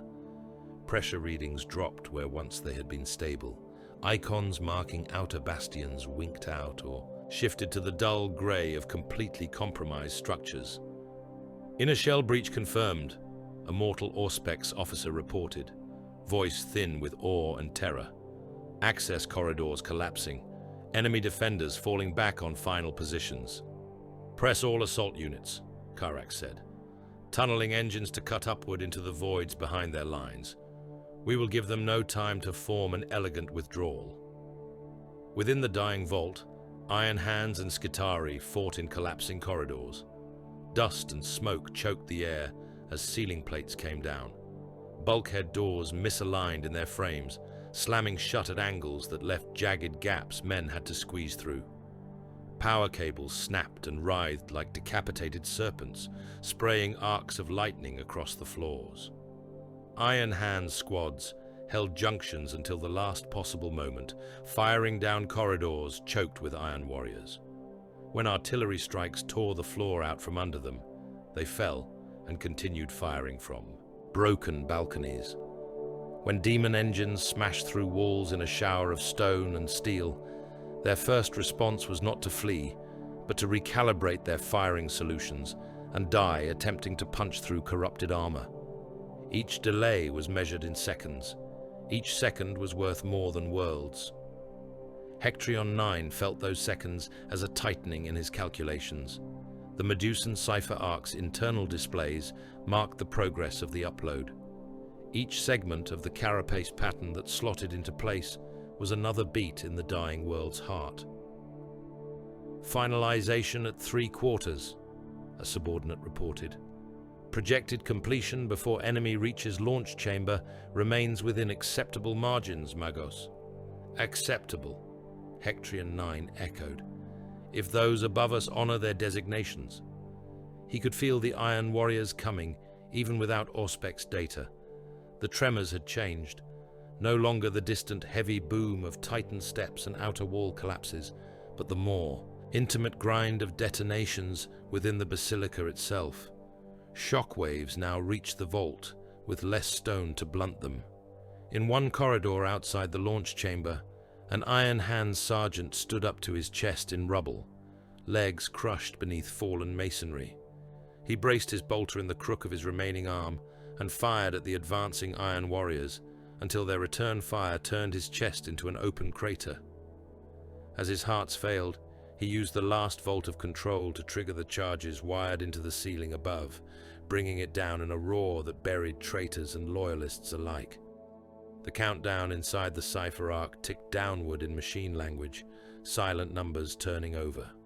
In another passage, a Skitari phalanx marched forward over carpeted corpses, auto-rifles spitting at point-blank range into the faces of siege terminators whose armor was cracked and smoking, but whose advance did not slow. When the last of the Skitari fell, their legs still tried to move, servo. Motors whirring, dragging armless torsos a few paces farther before they stilled. In the grav tunnel, the Medusan carapace core locked fully into the arc. Couplings sealed. Data streams ran at full capacity. Upload complete. Hectrion 9 voxed. Cipher arc integrity at combat standard. Prepare launch. Tremors became earthquakes. Somewhere above, a Titan died, its fall sending a seismic spike through the rock that nearly knocked lesser adepts from their feet. Warning runes flared on structural displays. The tectonic decoupling programs that Hectrion 9 had initiated earlier screamed protests as the crust around Theta 9 neared its tolerance. In the access tunnels leading to the launch chamber, the first Iron Warriors appeared. They came through wrecked bulkheads and collapsed stairwells, hazard-striped armor ghostly in the swirling dust. Some bore the burns of plasma and the scored gouges of close combat. Others were remarkably intact, their plates already, streaked with blood that was not their own. Bolt guns and combi weapons spat tongues of fire into the gloom. Iron Hand's defenders met them at the mouths of the tunnels. There were not many left, squads reduced to handfuls of survivors, tech marines missing limbs, their servo arms hanging in dead arcs. They fired and died, falling where they stood, their bodies forming fresh obstacles. For every meter, the Iron Warriors advanced. They paid in organs and ceramite. For every second, the Iron Hands bought with their lives. The Cipher Arc's launch countdown ticked closer to release. Carax's forces finally broke into the deeper shell of Theta 9, stepping over heaps of dead into a corridor where the air tasted of machine oils and incense. Somewhere ahead, he knew, the Medusan carapace core sat inside its torpedo coffin, moments away from escape. He raised one gauntlet and pointed. "Forward," he said. "We are almost at the heart." The world trembled around him as if preparing to tear itself apart, while far below, hidden engines wound up to cast a stolen god of iron into the burning sky. The last skin of Theta 9 broke not with a single thunderclap, but with a series of grinding, tearing convulsions that turned the inner vaults into a nightmare of confined slaughter. Iron Warriors' breacher teams moved through the choke point tunnels like blades, each step calculated, each blast pre-measured. Bulkheads a meter thick faced them, slabs of adamantium carved with Mechanicus sigils and warning glyphs. In quieter times, those doors would have withstood asteroid strikes and reactor breaches. Now they were being unmade by men who had dedicated their existence to proving that no wall could truly endure. Plasma cutters bit first. The air turned searing white around the tip of each tool as it touched metal, shedding streaming curtains of sparks. Adamantium glowed, then ran like wax, dribbling in thick molten sheets that hissed and spat as they hit the already scorched decks. Breachers worked in pairs and trios, cutting overlapping circles, opening petals in the bulkheads, big enough to admit a warrior in full plate. While they cut, demolition specialists slapped shaped charges onto hinge housings and bracing ribs, their movements practiced, almost casual. Hazard-striped helms dipped briefly as each charge armed and its rune glowed sullen red. When the plasma cutters finished and withdrew, the charges spoke. Each detonation was a contained sun. The shock waves drove splinters of adamantium inward at hypersonic speeds, turning the air on the far side of the doors into a cloud of razors. Reinforcement ribs snapped with sharp, almost human cries. Whole slabs of doors sagged, twisted, fell, leaving jagged mouths in the walls through which ash and smoke rolled like breath. Loyalist defenders had not been idle. Iron Hands and Skitarii waited on the far side of each breach, their weapons trained on the glowing cuts, even as they were made. As soon as the first slivers of molten metal fell inward, they opened fire. Bolter rounds shrieked through the gaps, detonating against Iron Warrior's plate. Plasma blasts punched into the wounded bulkheads, turning weak points into sudden craters, blowing molten shrapnel back into the faces of the breachers. They threw their own charges. Iron Hand tech marines, bodies laced with augmetics, hurled demolition charges into the mouths of the corridors at distances so close the blast washed their own armor. The explosions brought whole sections of ceiling down, slabs of plasteel and stone collapsing in ragged slabs. Iron Warriors and Loyalists alike were crushed under the weight, turned to paste between floor and falling mass. In some places, the rubble simply created new choke points for the assault. In others, the damage was so extensive that tunnels became impassable, forcing the traitors to backtrack and find new routes. Each obstruction, each forced pause, stole seconds. Every second was another tiny margin added to the Iron Hand's last calculation. The deeper the breaches pushed, the more the fighting changed.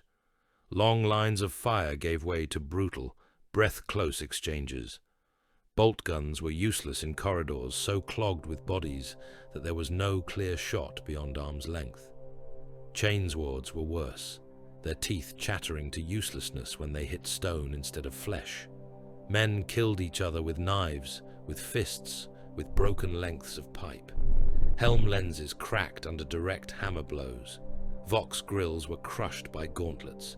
In the chaos, grenades detonated at point-blank range, shredding whole clumps of wrestlers into clouds of red mist and jagged armor fragments. Through that grinding progress, through collapsing ceilings and burning bulkheads, the Iron Warriors forced their way toward the Axis chamber.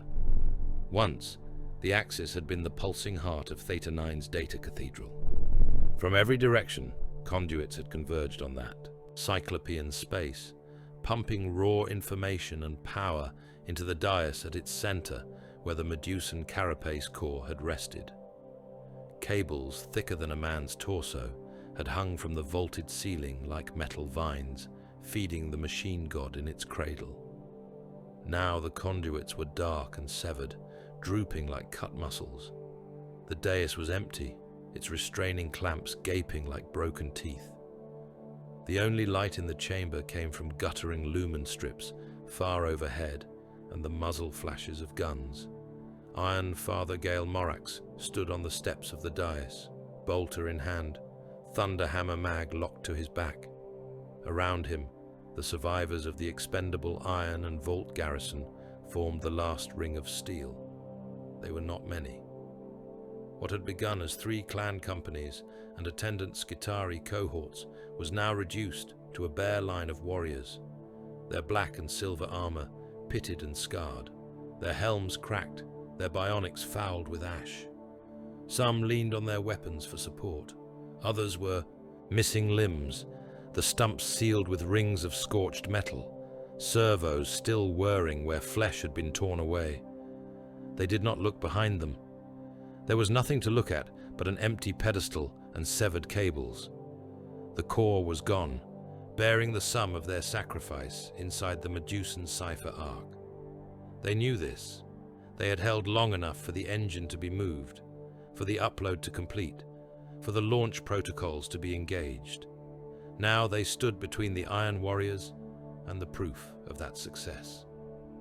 The first traitor to set foot in the Axis chamber died to a precise volley of bolter fire.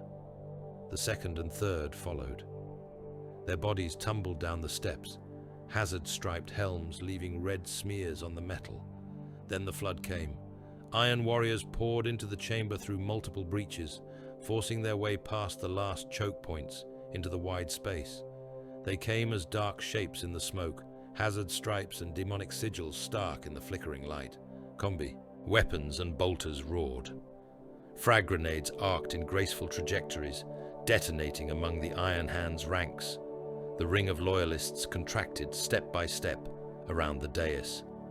Morax fired until his bolter's feed ran dry, then slung it and drew his hammer. The weapon was a blocky, brutal thing, its head engraved with Medusan runes.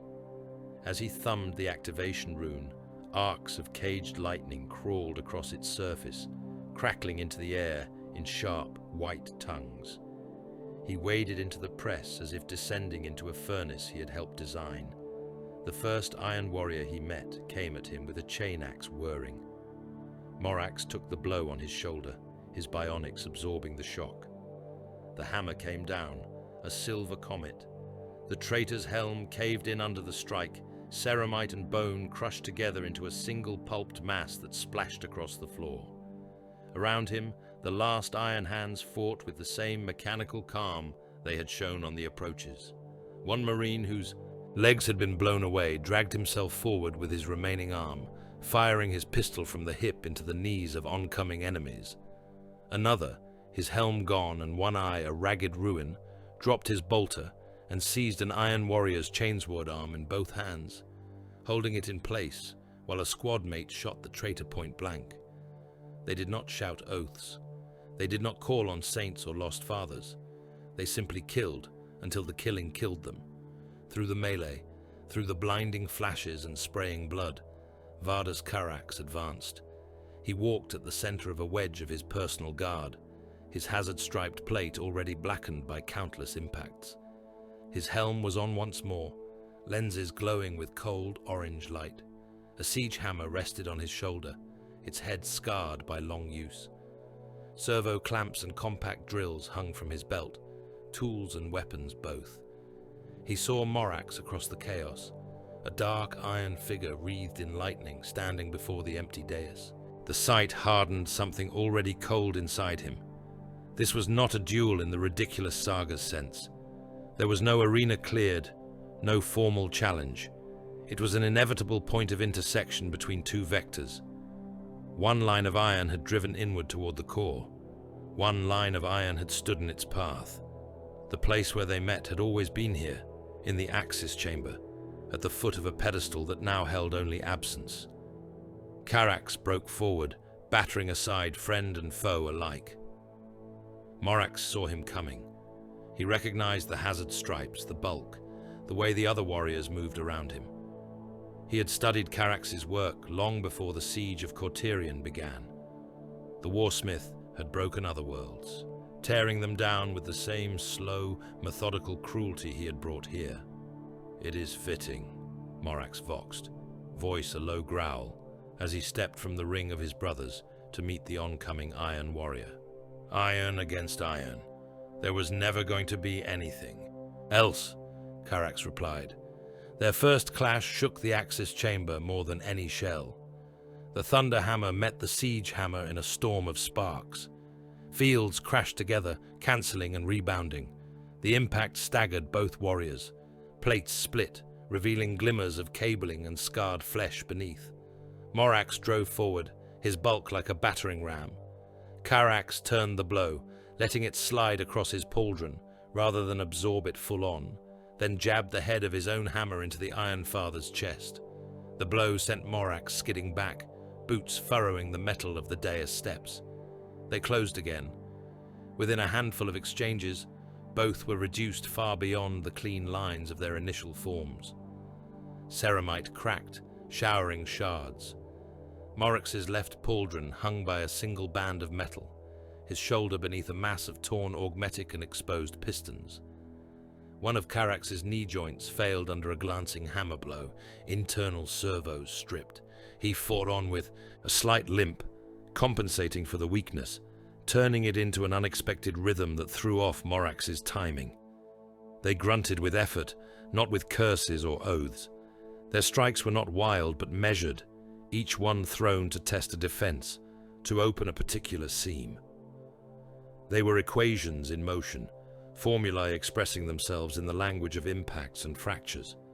Around them, the last of the iron hands were cut down.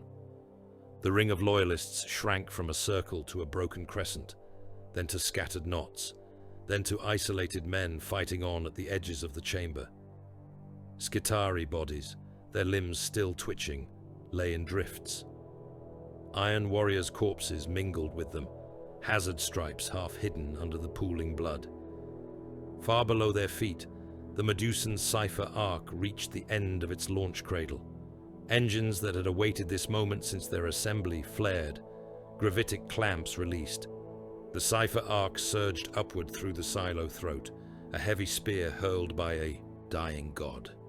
It punched through layers of rock that had been pre-weakened by Hectorian 9's tectonic decoupling, bursting into magma veins with all the subtlety of a meteor. Molten stone tried to fill its path and was boiled away. The Ark passed through a sheath of magma, its armored hull glowing, then burst into hard rock again, then into the last layers of crust. As it punched toward the surface, Hectorion 9's contingency protocols triggered. Planetary reactors across Cauterion, primed days before, overloaded as one. In cities and forge clusters, in deep mine complexes, and on isolated mountaintops, reactor cores went critical by design. Containment fields reversed, control rods withdrew. What had once been carefully harnessed suns were freed in an orchestrated sequence of detonations. The world convulsed. Multiple suns bloomed beneath the surface, their combined fury punching cracks through the crust. Plates shuddered and shifted. Entire sections of Cauterion skin bulged and burst, vomiting magma and glowing rock into the air. Industrial districts folded in on themselves as their foundations gave way, the weight of towers dragging them down into newly opened chasms. In that screaming chaos, the Cypher Ark tore free. It blasted out of the broken crust in a lance of superheated rock and igniting gases, trailing a plume that outshone the reactor flares for a heartbeat. Its engines flared to full, a narrow, intense signature buried inside the wider roar of a world coming apart.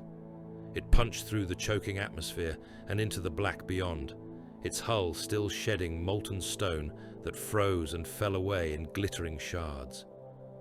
In the Ferrum Execratus's auger chambers, warp-touched sensor arrays howled. Scorvash bent over a bank of warp screens, mechadendrites buried in the guts of the machines. Data poured in, most of it useless. The reactor detonations registered as a screaming wall of thermal and electromagnetic noise. The tectonic shifts threw off gravitic readings. Vox channels were choked with overlapping screams, prayers, and static. For a moment, something sharp and narrow flickered in the deluge, a hot knife of engine sign cutting across the base of his graphs. Scorvash's eyes, real and augmetic, snapped to it. He drove his tools deeper, trying to isolate the trace. By the time he stripped away enough noise, it was gone. Warsmith, he voxed, his tone edged with frustration he could not entirely conceal. There was a launch, a heavy torpedo, or something like it. It is already beyond our optimal interception envelope. The planet's own death masks it. I cannot guarantee a course lock. Direction? Carax asked, his voice flat even as he traded blows with Morax. Rough vector only, Scorvash admitted. Outward, along a randomized trajectory. It could break for any number of warp entry points. I will refine, but you have missed it, Carax said. He ducked a hammer swing that would have taken his helm off and drove his shoulder into Morax's chest, ramming him back into the side of the empty dais. Stone cracked under the impact. Their core is gone, he went on. Very well. Mark this extraction as an incomplete solution. We will address it later, elsewhere. There was no rage in him, no roaring denial. The loss of the Medusan carapace stung, yes, but not like a wound, more like a misstep in an ongoing experiment. The Iron Hands had solved part of the equation before him, had inserted their own variable at the last moment. It was irritating. It was also instructive. In front of him, Morax pushed off the dais, swinging his hammer two-handed. The blow caught Carax across the chest, denting his plate inward with a shriek of tortured metal. Warning sigils flared across his vision as armor integrity dropped. He staggered, one knee almost hitting the floor. Morax stepped in, seeking to press the advantage, hammer raised for another strike. Carax dropped his own weapon. The siege hammer clanged against the metal of the dais. As Morax's hammer descended, Carax surged forward, closing the distance too fast for a full swing. The thundering head of the Iron Father's weapon glanced off his shoulder instead of crushing his helm, taking another chunk of ceramite but failing to stop him.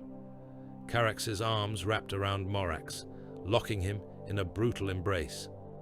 Servo clamps unfolded from the warsmith's vambraces, snaking around the Iron Father's limbs. They clamped onto armor and augmetic with a sound like coffins sealing. Motors whined as they tightened, pinning the Iron Hand's arms to his sides. Morax snarled, trying to wrench free. His bionics strained, pistons pumping, cabling flexing. For a moment, the two Astartes were statues locked together, iron against iron, cracks spiderwebbing across both sets of plates. Carax flicked his head. From his belt, compact siege drills unlocked and swung forward on, articulated arms whirring into life. Their tips glowed as they spun up to killing speed.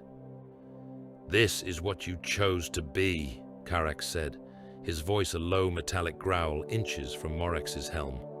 "Flesh pretending to be machine. Let me show you how that ends." The first drill bit into Morax's abdomen, punching through ceramite, through layered plate, through the bionics beneath. It chewed into wet, reinforced organs, spraying a mixture of blood, oil, and coolant. Morax grunted, teeth grinding, helm lenses flaring bright for a heartbeat. Carax drove the second drill into the Iron Father's chest, angling it to slide past armor and bite directly into his remaining hearts. The whine of the tool rose as it met resistance, then dropped as it found softer matter. Morax's breath hitched. His legs began to tremble. He tried to speak, to voice some final calculation, some final contempt. Only a ragged burst of vox static came out, half words gouged away by the pain, flooding his systems. Carax did not hurry. He adjusted the drills incrementally, moving them by fractions to tear new paths through Morax's insides, ensuring that each organ, each remaining cluster of living nerves, was ruined in sequence rather than all at once. Servo clamps tightened further, bones snapping beneath the pressure, augmetic housings cracking. Outside, the world was tearing itself apart.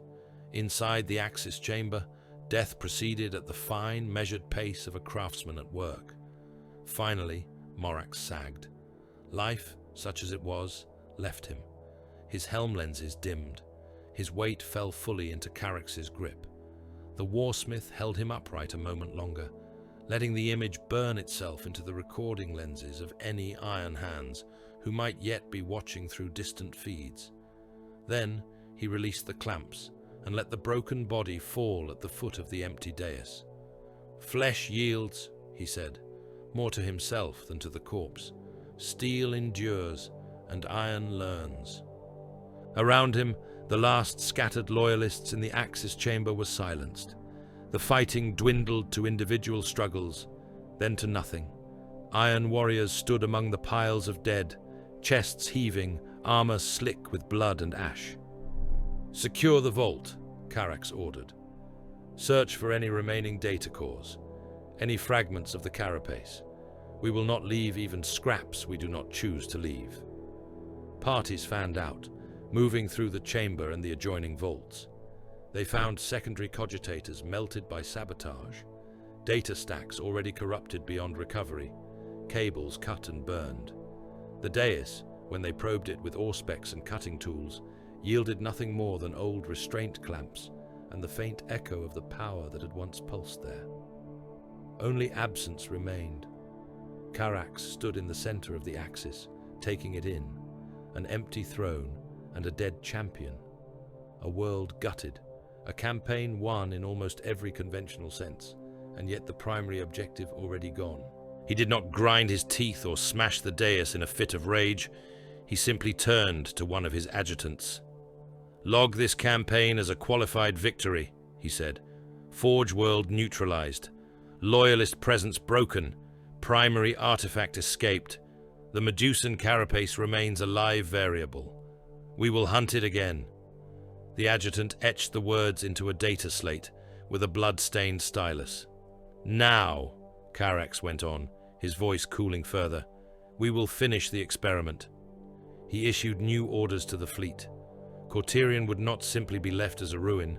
It would be reduced further, from Forge World to test site, from test site to object lesson.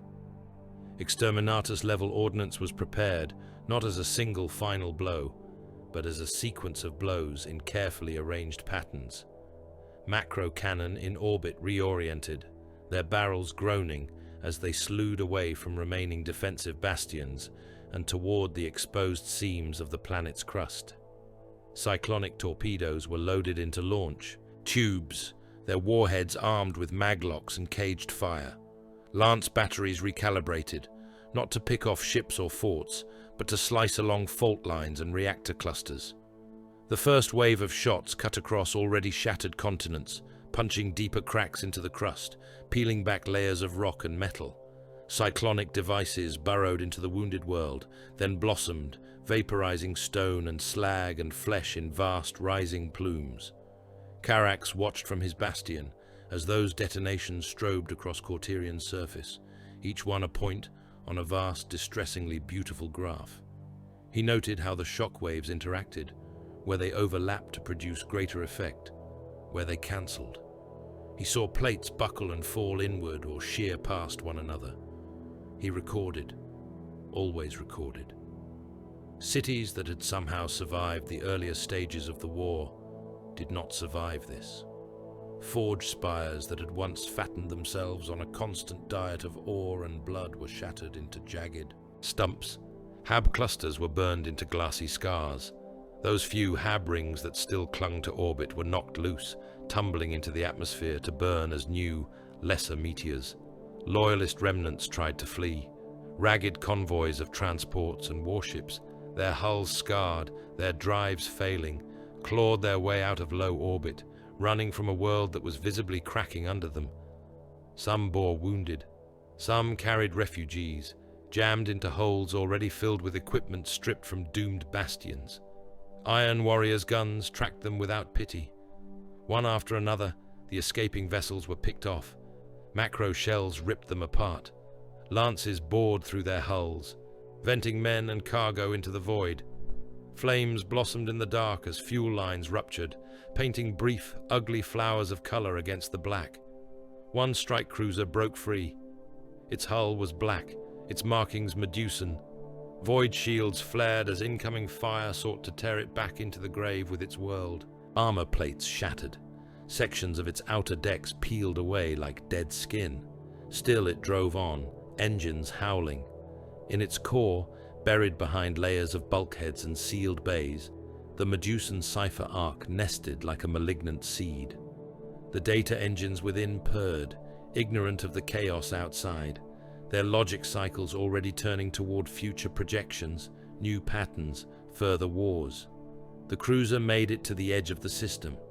Its Geller field flared, its warp drives fired. It slipped into unreality, bearing with it the stolen god of armor. Whether it would survive that passage, whether it would ever reach a safe harbor, remained unwritten.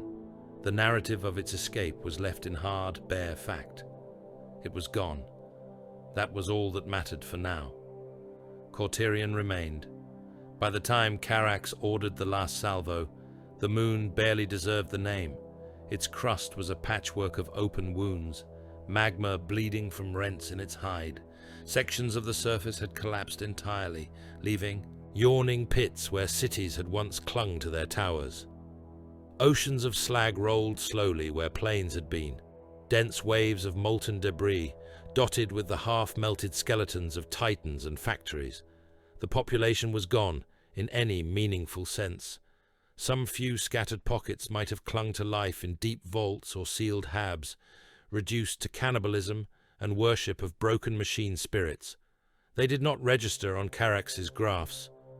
On the noosphere, on the remnants of Mechanicus data webs, only echoing screams and corrupted error strings remained, where once there had been the cold chatter of production logs and quota reports.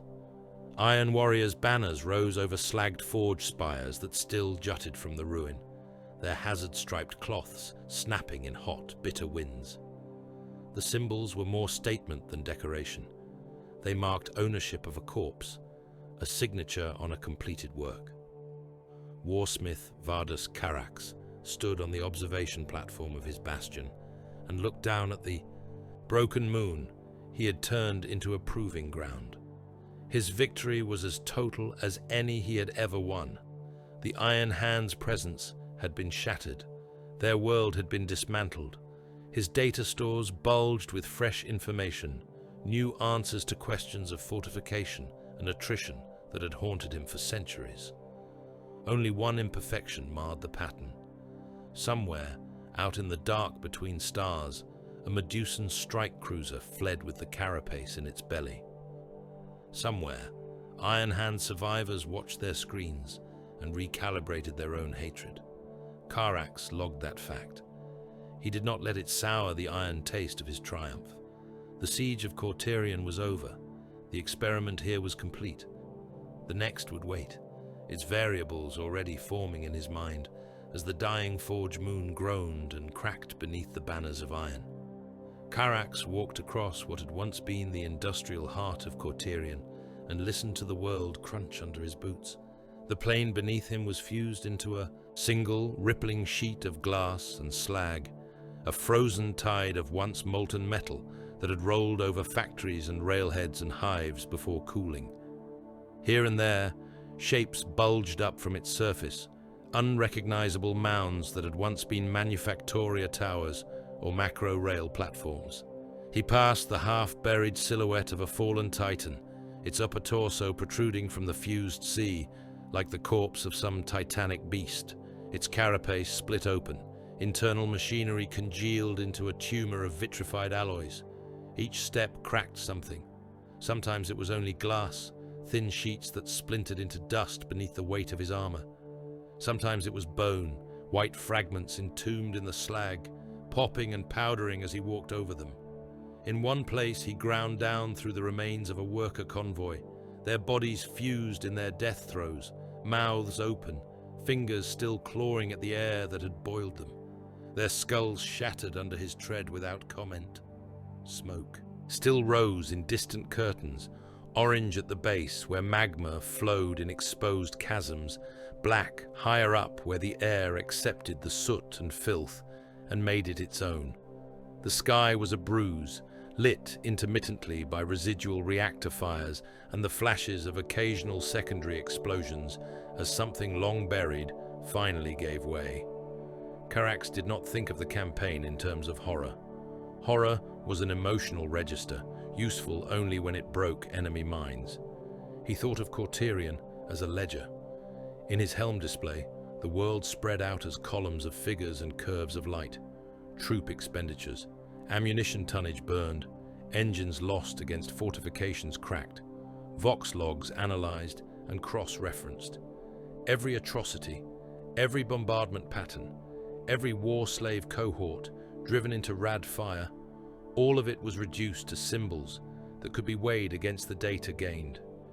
Here, an Iron Hands clan had detonated their own reactor to deny him an approach. There, a Skitari legion had sacrificed itself to hold a line 2 heartbeats longer than projected. At Theta 9, 3 clan companies had obeyed their designation as expendable iron with admirable precision, detonating themselves in just the right sequence to create a maze of craters. Worth it. He reached a point where the slag plain broke, a ragged cliff dropping away into a chasm that glowed dull red at the bottom. From here, he could see the cracked spine of a Hab superstructure jutting from the far wall, its internal levels exposed like the cross-section of an ant nest. Tiny shapes still moved along its broken galleries, perhaps servitors running out the last commands of dead masters, perhaps human survivors too stubborn or stupid to die on schedule. Karax watched them for a moment, then turned away. Their existence had no bearing on his calculations. They would starve, or fall, or burn. The world would finish them, as it had finished everything else. He made his way back to the bastion that had grown over, his primary landing zone. The spire had been extended since Theta 9 fell, its sensor masts reaching higher, its gun decks swelling outward like new growths. Inside its armor belt, the air was hot with recycled breath and the tang of machine oils, the walls streaked with the grime of constant passage. In the strategium, the war was replayed. Hololiths cycled through phases of the campaign, each projection a different slice of the same slow murder. Here, the opening bombardment of the Hab rings, the arcs of fire and defense monitor responses plotted in precise loops. There, the first landings around Heliox 5, showing how siege lines had altered in response to Skitarii counterfire. Then the geometry around Theta 9, each breach and counter-breach marked with its cost in shells and bodies. Skorvash stood by one of the displays, mechadendrites plugged into a stack of cogitators, his armor splattered with dried blood and engine fluids. Other officers, iron warriors, and hardened mortal commanders both, took their places along the lower walkways, heads bowed as if attending sermon. Karax took his place on the central dais. "Begin debrief," he said. Data cascaded around him as Skorvash and the others fed their compiled records into the strategium's core. Graphs unfolded, lines of probability and response. The Iron Hands doctrine, once an abstract, became a visible pattern.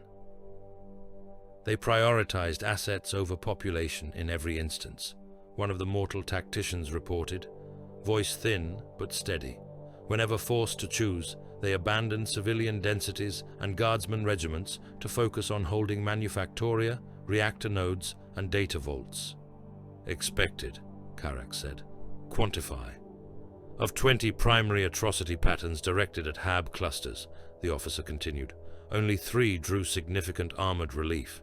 All 3 had direct logistical importance. The rest were allowed to burn. Average response time for Phantom. Survivor signals was slower than for any confirmed Skitarii unit, but still present. They do not waste resources on sentiment, but they remain vulnerable to sufficiently dressed lies."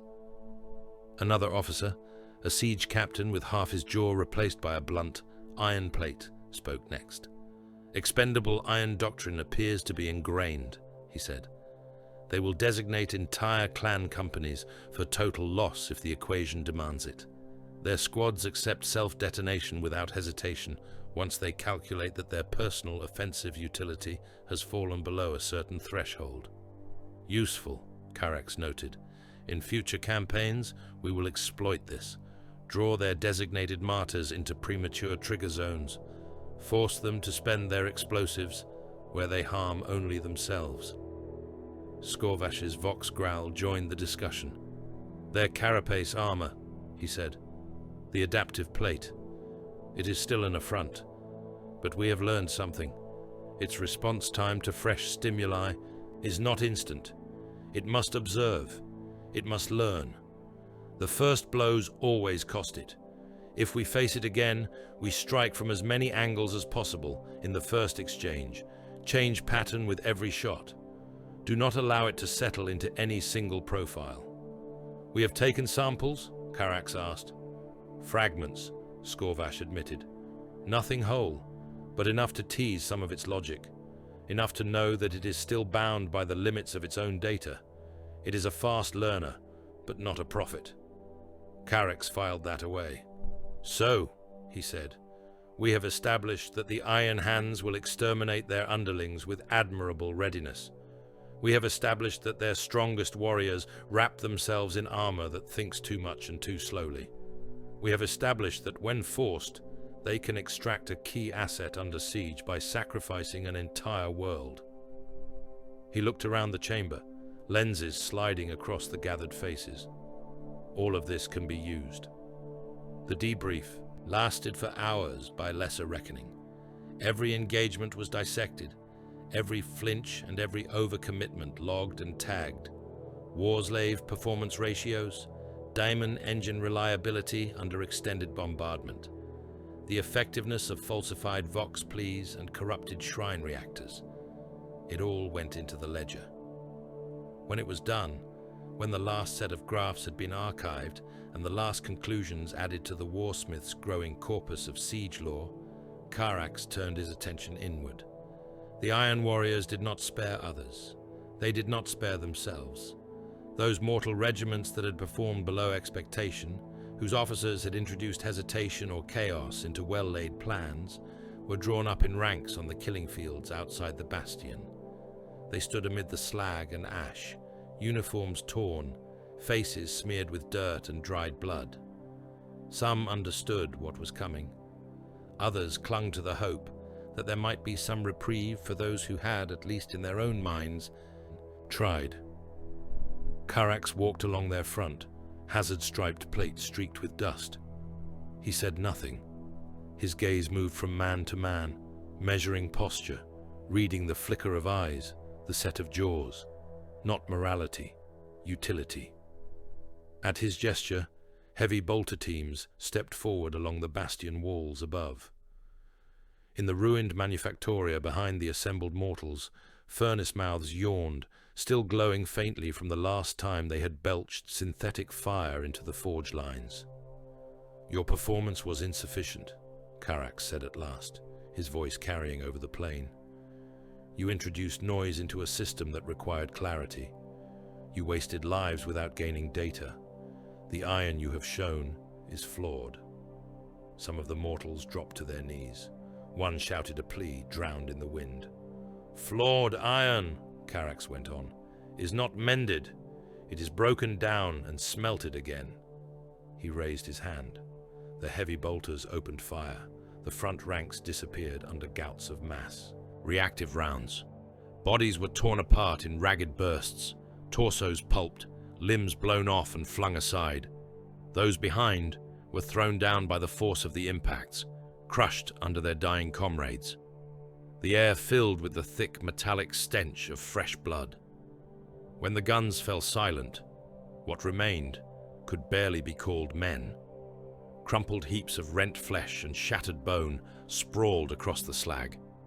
Servitors already stood waiting at the sides, clanking forward as soon as the shooting stopped. Their crude arms, some ending in hook clamps, others in scoops, gathered the dead and half-dead alike, shoveling them into the furnace mouths. Cauterion's forges had once consumed ore and chem sludge and the occasional worker who slipped. Now they accepted the bodies of those who had failed the Warsmith's expectations, burning them down into ash and heat that would power the last few cycles of manufacture before the moon's death finished its work. In those flames, mortal loyalty and fear were purified into the only thing Karax trusted: wattage, heat output, measurable force. Not all who had come to feast on Cauterion's corpse were his. Warbands from other Chaos hosts picked their way through the ruins, arriving too late to have shaped the siege, but eager to profit from its aftermath. Night-clad raiders flitted along the edges of the slag plains, dragging slaves from collapsed habstacks to amuse their masters in darker chambers. Followers of the blood god waded knee-deep in corpse drifts, howling praises as they built crude cairns of skulls from what they could pry loose from the fused masses. Scavengers of the Dark Mechanicum crawled over the carcasses of fallen titans, tearing away cogs and pistons and plating for their own obscene projects. Karax watched them from the heights of his bastion and did not intervene. Let them take what they wished. A few hull plates here, a handful of guns there, a relic or two pried from the grip of an iron hand's corpse. It cost him nothing that he cared to count. More importantly, All of it was already tainted. Weapons stripped from the dead bore hidden runes, etched into their workings by Skorvash's hand, that whispered back to Iron Warrior's augurs across the warp. Captured cogitators contained machine code seeded with subtle commands, obeying which would transmit their locations when next they were interfaced with loyal circuitry. Even simple breastplates and gauntlets carried traces of data corrosion that would spread like rust through the stockpiles of whoever was foolish or greedy enough to hoard them. The scavengers were being permitted to steal chains. Carax would decide later when and where to pull on them.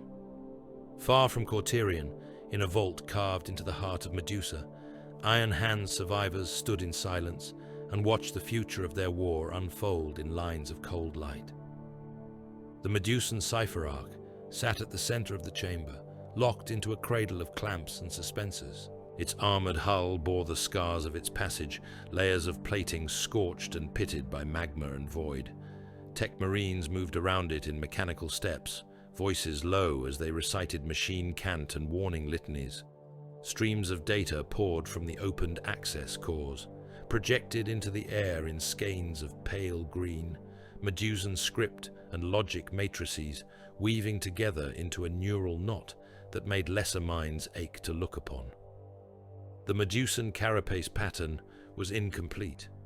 Holes gaped where Cauterion's corrupted backups had failed it, where sections had been lost to the chaos of the launch. The Iron Hands saw those gaps and did not weep. They catalogued. Each flaw was a problem to be solved.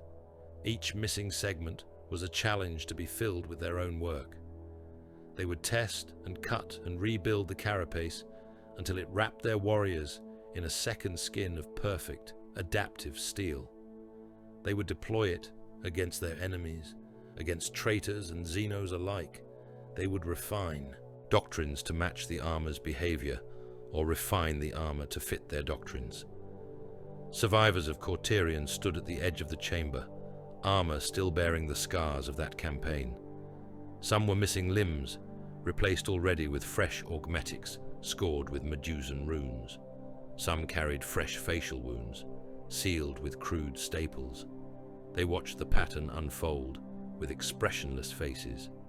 Morix's name was marked on a single line of a data slate passed between them. Deceased, correctly utilized. Grief flickered in none of them, or if it did, it was catalogued internally as another inefficiency to be sawn away. On Cauterion, warsmith Vardus Carax retreated to his personal sanctum within the Ferrum Execratus and added a new entry to his chronicle. The chamber was a narrow space along the spine of the ship, its curved walls lined with rows of iron plates, each etched with tight columns of script. Those plates recorded campaigns going back centuries, sieges with names that had been cursed on worlds whose dust now drifted among the stars. He selected a blank plate and locked it into a mechanical cradle. Servo arms descended from the ceiling, each tipped with a fine stylus. At his dictation, they began to scratch the record into metal. Cauterion, Medusan Satellite Forge and Data Vault, Iron Hands Primary Garrison, and Mechanicus Conclave. Objective parameters: test Iron Hands. Doctrinal response to sustained siege under knowledge of hidden artifact. Assess their threshold for sacrifice. Destroy or secure Medusan carapace. He stared at the words for a moment, then continued.